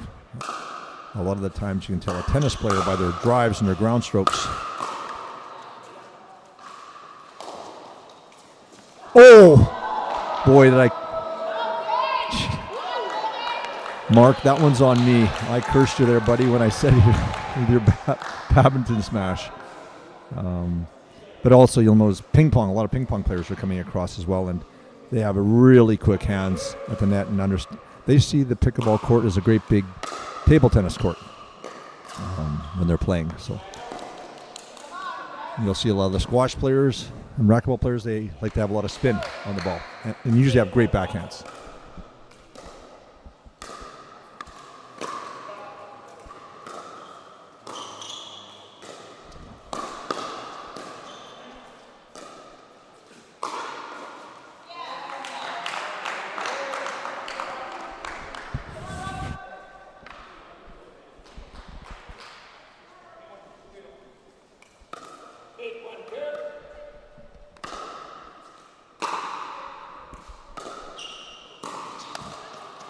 Oh, get.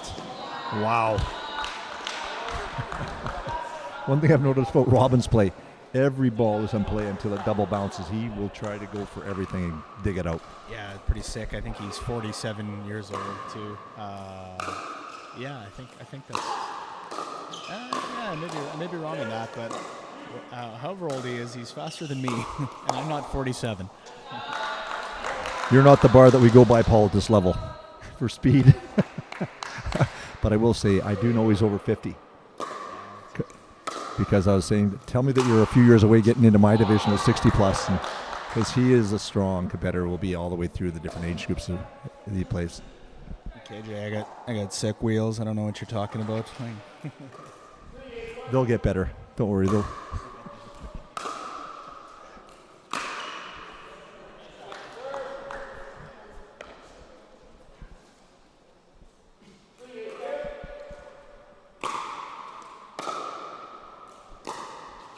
Team Brewster here making a bit of a run. Oh boy, there's another one. Some unforced errors happening right now, so 8-3-1.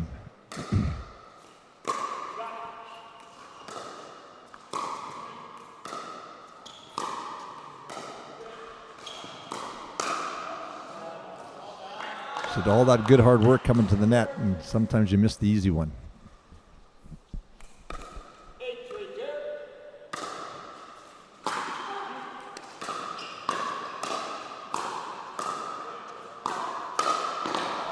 Oh, good step in there. That's a good poach there by Robin. Jump across there and put that one down.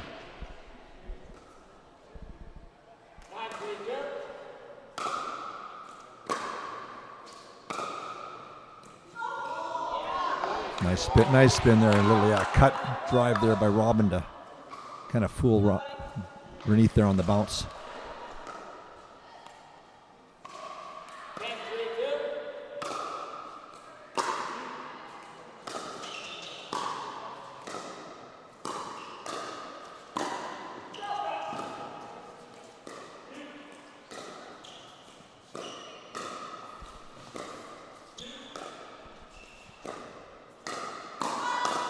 Yes, good rally.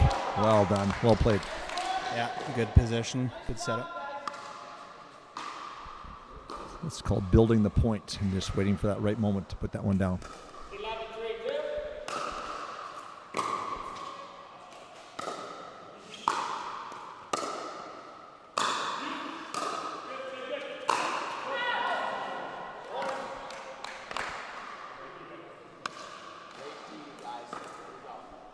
underneath a little bit of a subtle remark, just going over and say, hey, it's cool. 1 point, let's go. Let's get the next one.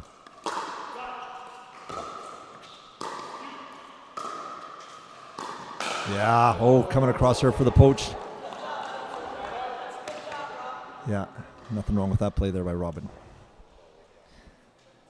I notice one thing in tournaments there, Paul, in general, is that mixed doubles is the most popular event, and usually is the one that fills up first. The different tournament. Yeah, no, it's exciting, and you probably get. I mean, as you know, you enter a tournament, you're trying to get into kind of as many events as you can. But yeah, definitely, it's come a long way in the viewership and popularity.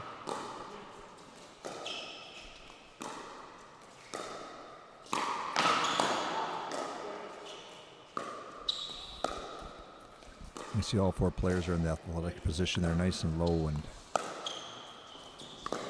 focused on the ball. Through the ball. Oh, too bad by Mark. Good spot through the middle there by Robin. As they say, middle madness, and middle solves a riddle, and every other cliche there is. And I mean, most people tuning in to watch us are pickleball fans, so they know, the importance of keeping it low and dinks. And some newcomers to the sport obviously don't realize sometimes from watching that, it looks so easy, you're just hitting it back and forth. But anything that's marginally up is going to get destroyed. And so that's until they come out and play and see that it doesn't. They may not have the same level of appreciation. Yeah, that's a fair point there, Mark. It's to control that ball, especially under pressure and things like that. Oh, and the net always is your friend there sometimes too.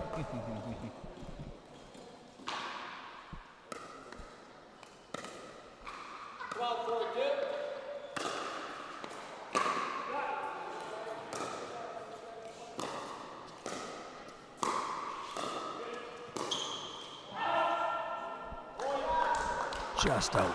Oh, too bad there. 13-4. So, if everything goes to the plan here, 13-4, we'll be at 2-2 then, correct?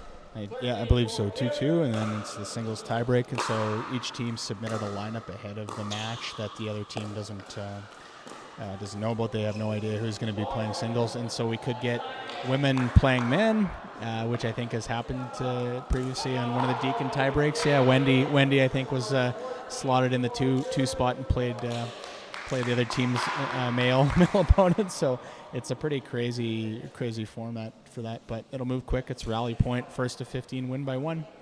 So yeah, if everything holds, that's where we'll be.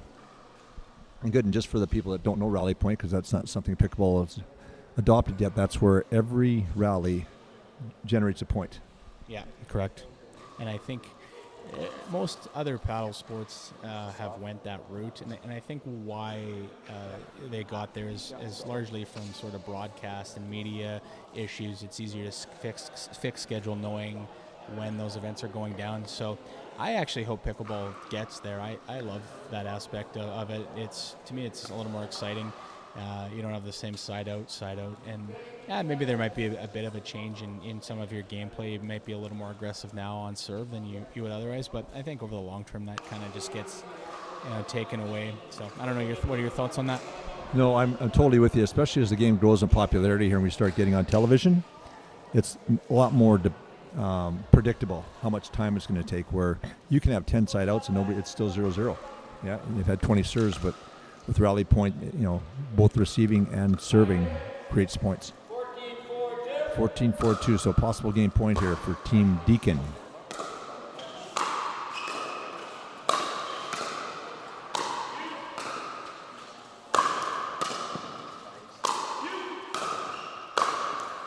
Wow, great reset there.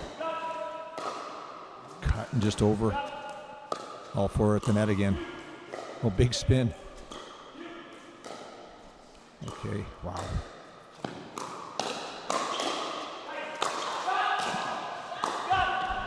It's a nice cap by Robin.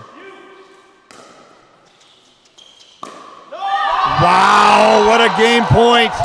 Fantastic. Team Deacon takes it. What a way to finish. So that was a great rally there.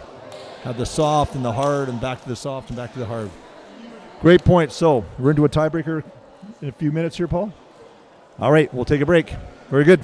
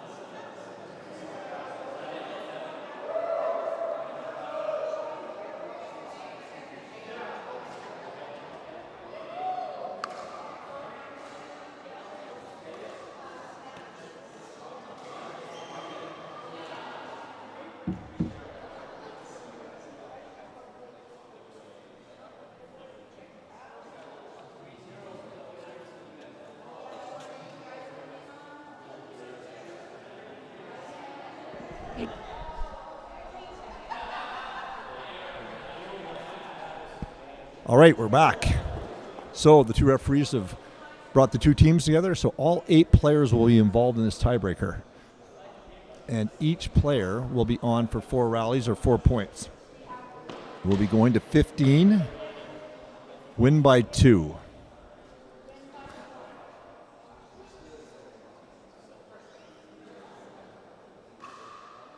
So Miss Jane White looks like she's the lead referee for this match.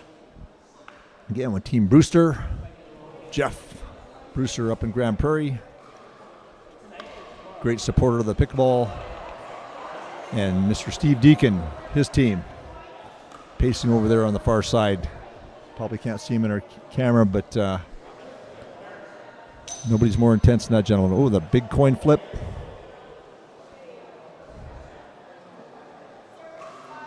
It looks like Team Deacons won it. They get choice of serve, side, or defer.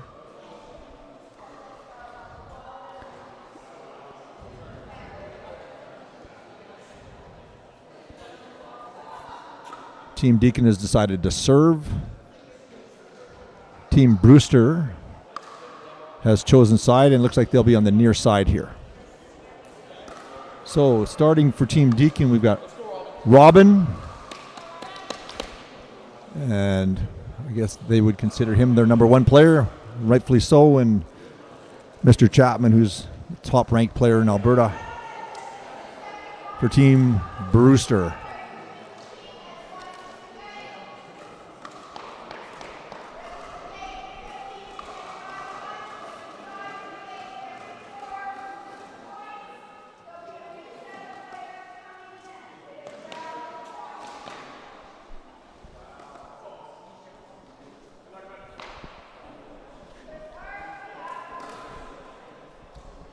So we got a game to 15. Is it win by 1 or win by 2? Win by 1. Win by 1. First to 15, full stop. Wow. Okay, I'm changing at 8, I assume. Team Deacon to serve. Time is in.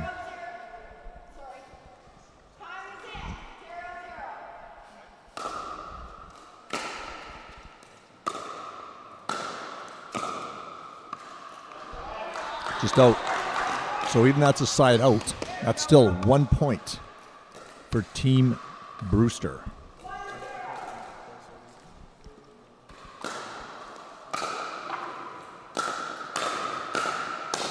Wow. Good rally there. Robin almost coming across. So this will be interesting to see the lineups. I think it'll probably be pretty similar with the men going out first and then the women, but you never know.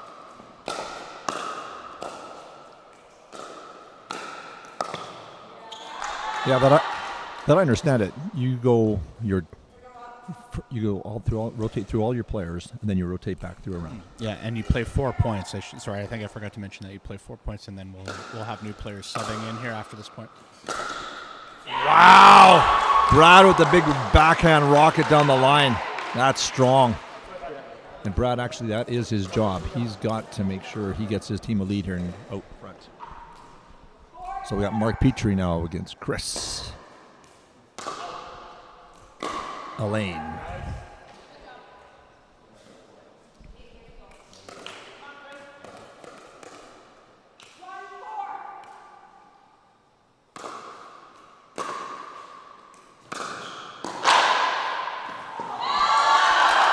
Nice shot by Mark there. And you notice his paddle hit the ground, but it did not hit the ground in the kitchen, so that's all fair. I'm assuming I saw a comment from Jeff Brewster, the team owner. I think he's probably at home still watching this excitement. So good luck, Jeff. Yeah, up in Grand Prairie. Here you go, buddy. And Mark, a good friend actually of Jeff's.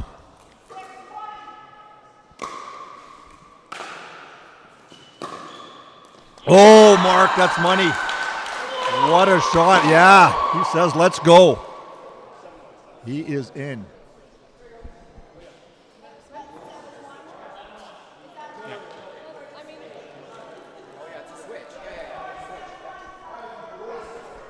Referee's saying it's 7-1, so that means we've had 4 points from Mark's side. 7-1, big lead. The boys have given the girls here. 7-1.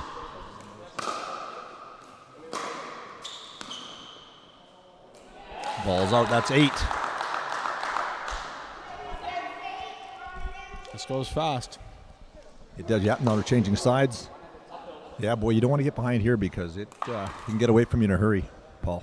Yeah, switch sides, 8-1.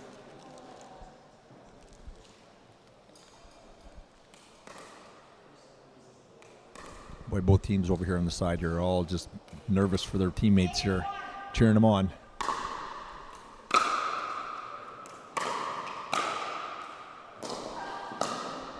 Yeah, nice shot by Dana there, trying to turn the tide.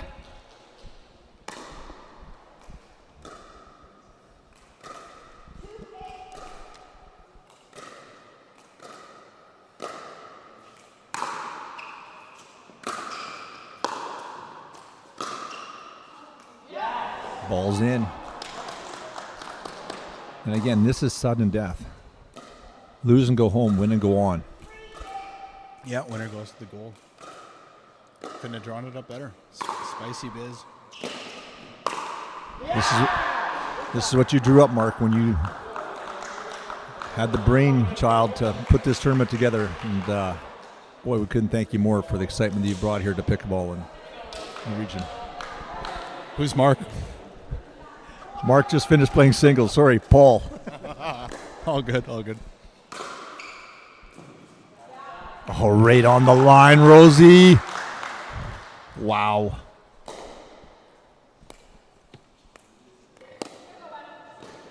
Yeah, all the teammates are huddled up. And everybody's out of excitement.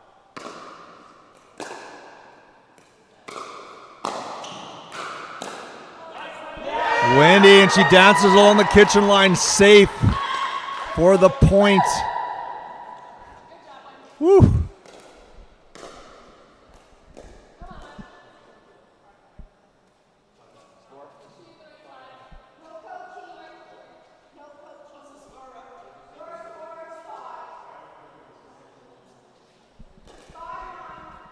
Ms. White saying to the teams back there, no coaching.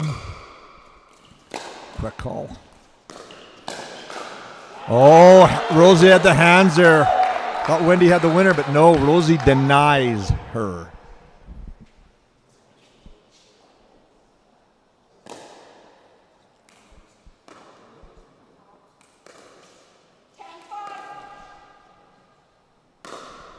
Five points from the house.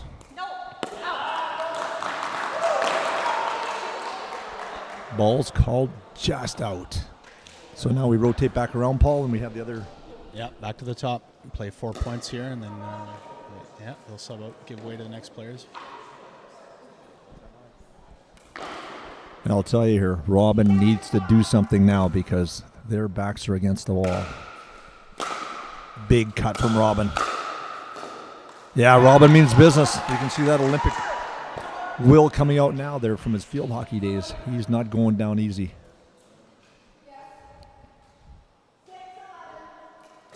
Like Connor McDavid, put me on your back. We're going to go, team. Let's do this. Oh, great. The baseline, nice cut.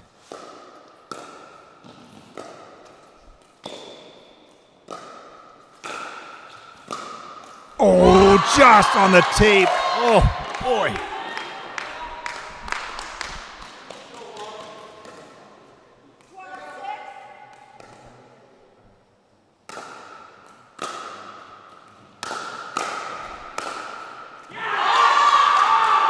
Ball's in. Brad is burning those lines here in this overtime. Robin's playing great, but Brad's just finding another gear.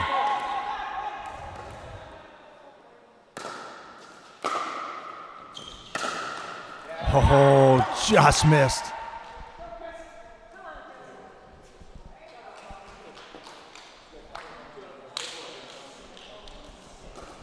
$13-7.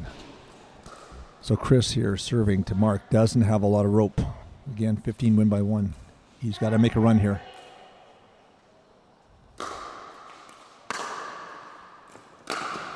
Oh, and there's one. 13-8. It's a great roll right in the corner. Yeah. Took a little bit of speed off it. Really nice shot. Exactly. Sometimes it's not the velocity, it's the geography, and that was right on the spot on the map.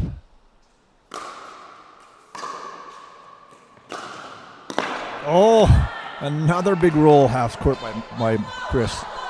Yeah, normally I just like to hit rockets as hard as I can, but placement is important here for sure. I felt your rockets, Paul. They're strong enough for the win the point too. Oh, there's 3. Boy, Chris is not going down lightly. Not today, he says. Not on my watch. 10-13.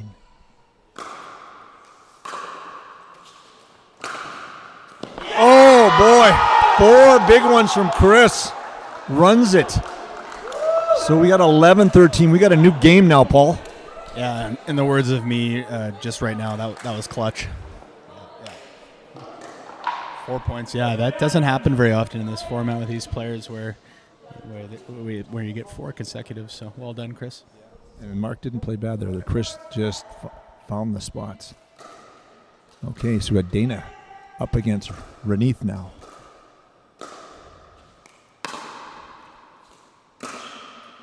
Oh boy. We've got 12-13. They've won the last 5 points here.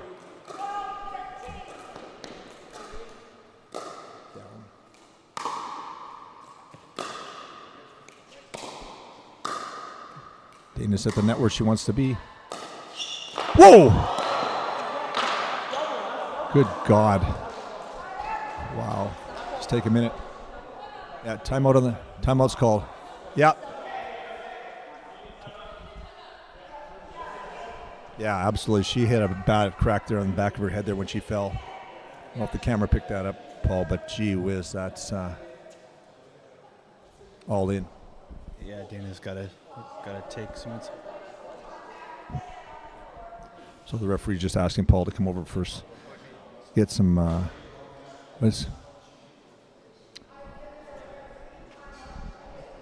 Paul, get ready in there. We don't have a rule. So Paul's getting ready in there to talk with the referees around.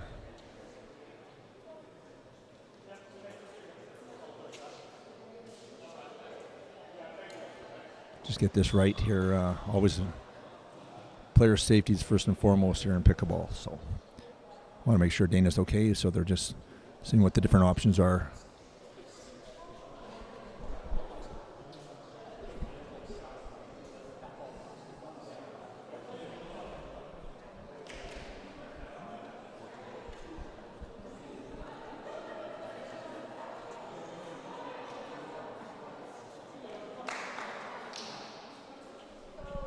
Steve just going over to Dana and say, hey, settle on, make sure you're ready, make sure you're good to go. It looked like a bad fall there, and it seemed like her head whiplashed against the surface, so obviously bothering her some.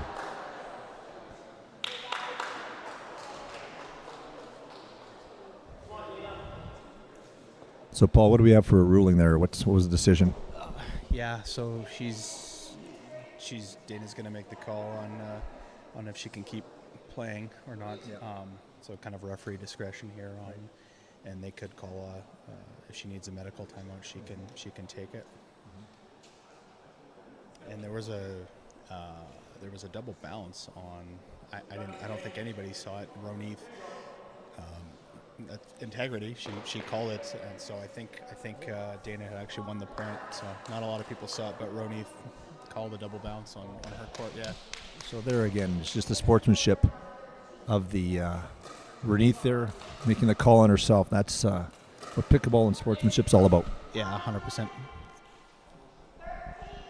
Okay, we're 13-13.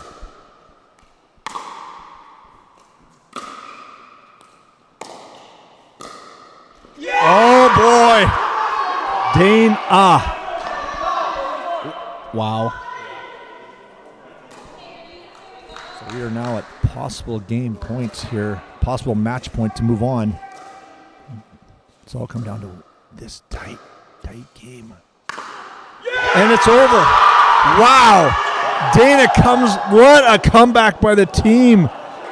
Chris winning 4 straight, Dana winning, I think, 4 points. Coming all the way back from almost being buried and gone. That's, I mean, Dana hit her head on the floor there, and I mean, yeah, just to keep going on that, that would have floored a lot of people, and hopefully she's okay, right? But that's, yeah, what an amazing match all around. That was really well played, and so yeah, we have Team Deacon moving on to the final to play Team Greenwood and Gattinger. Yeah. And I got to say, too, there, Renith having that call on herself, that critical point in the game with 13, calling on the double bounce on herself to give the point to the other team at that point in the match. That's what sportsmanship's all about, win, lose, or draw. Proud to be a pickleball player and see that.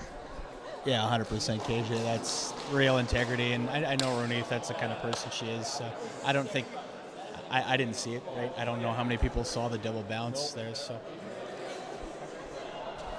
All right, good job there, referees there. Again, first-class job by Miss Jane White and Mr. Garen Jones.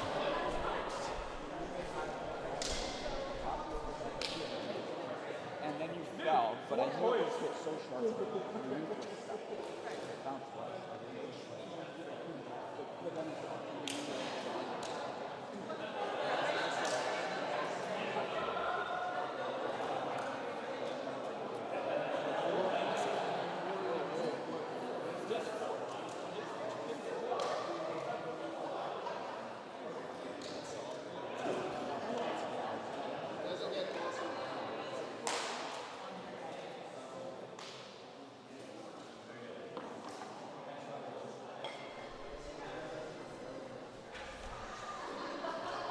Okay, Paul, it does not get more exciting. Coming down to that, we're at two games apiece, going to a tiebreaker, then going to a 15-13, come from like winning the last 8 points to win the game. Yeah, that was exciting, KJ. So we'll get ready for the final. We have another link on the site, heavypickles.ca. You can check the final for the live stream YouTube link there. And yeah, we'll see you in a bit. So the big final, we have Team Deacon versus Team Greenwood / Gattinger. Yeah. All right, we'll see you soon. Here we go. So I'll talk to Miss Sarah McNeil over here. Finished 7th out of 7.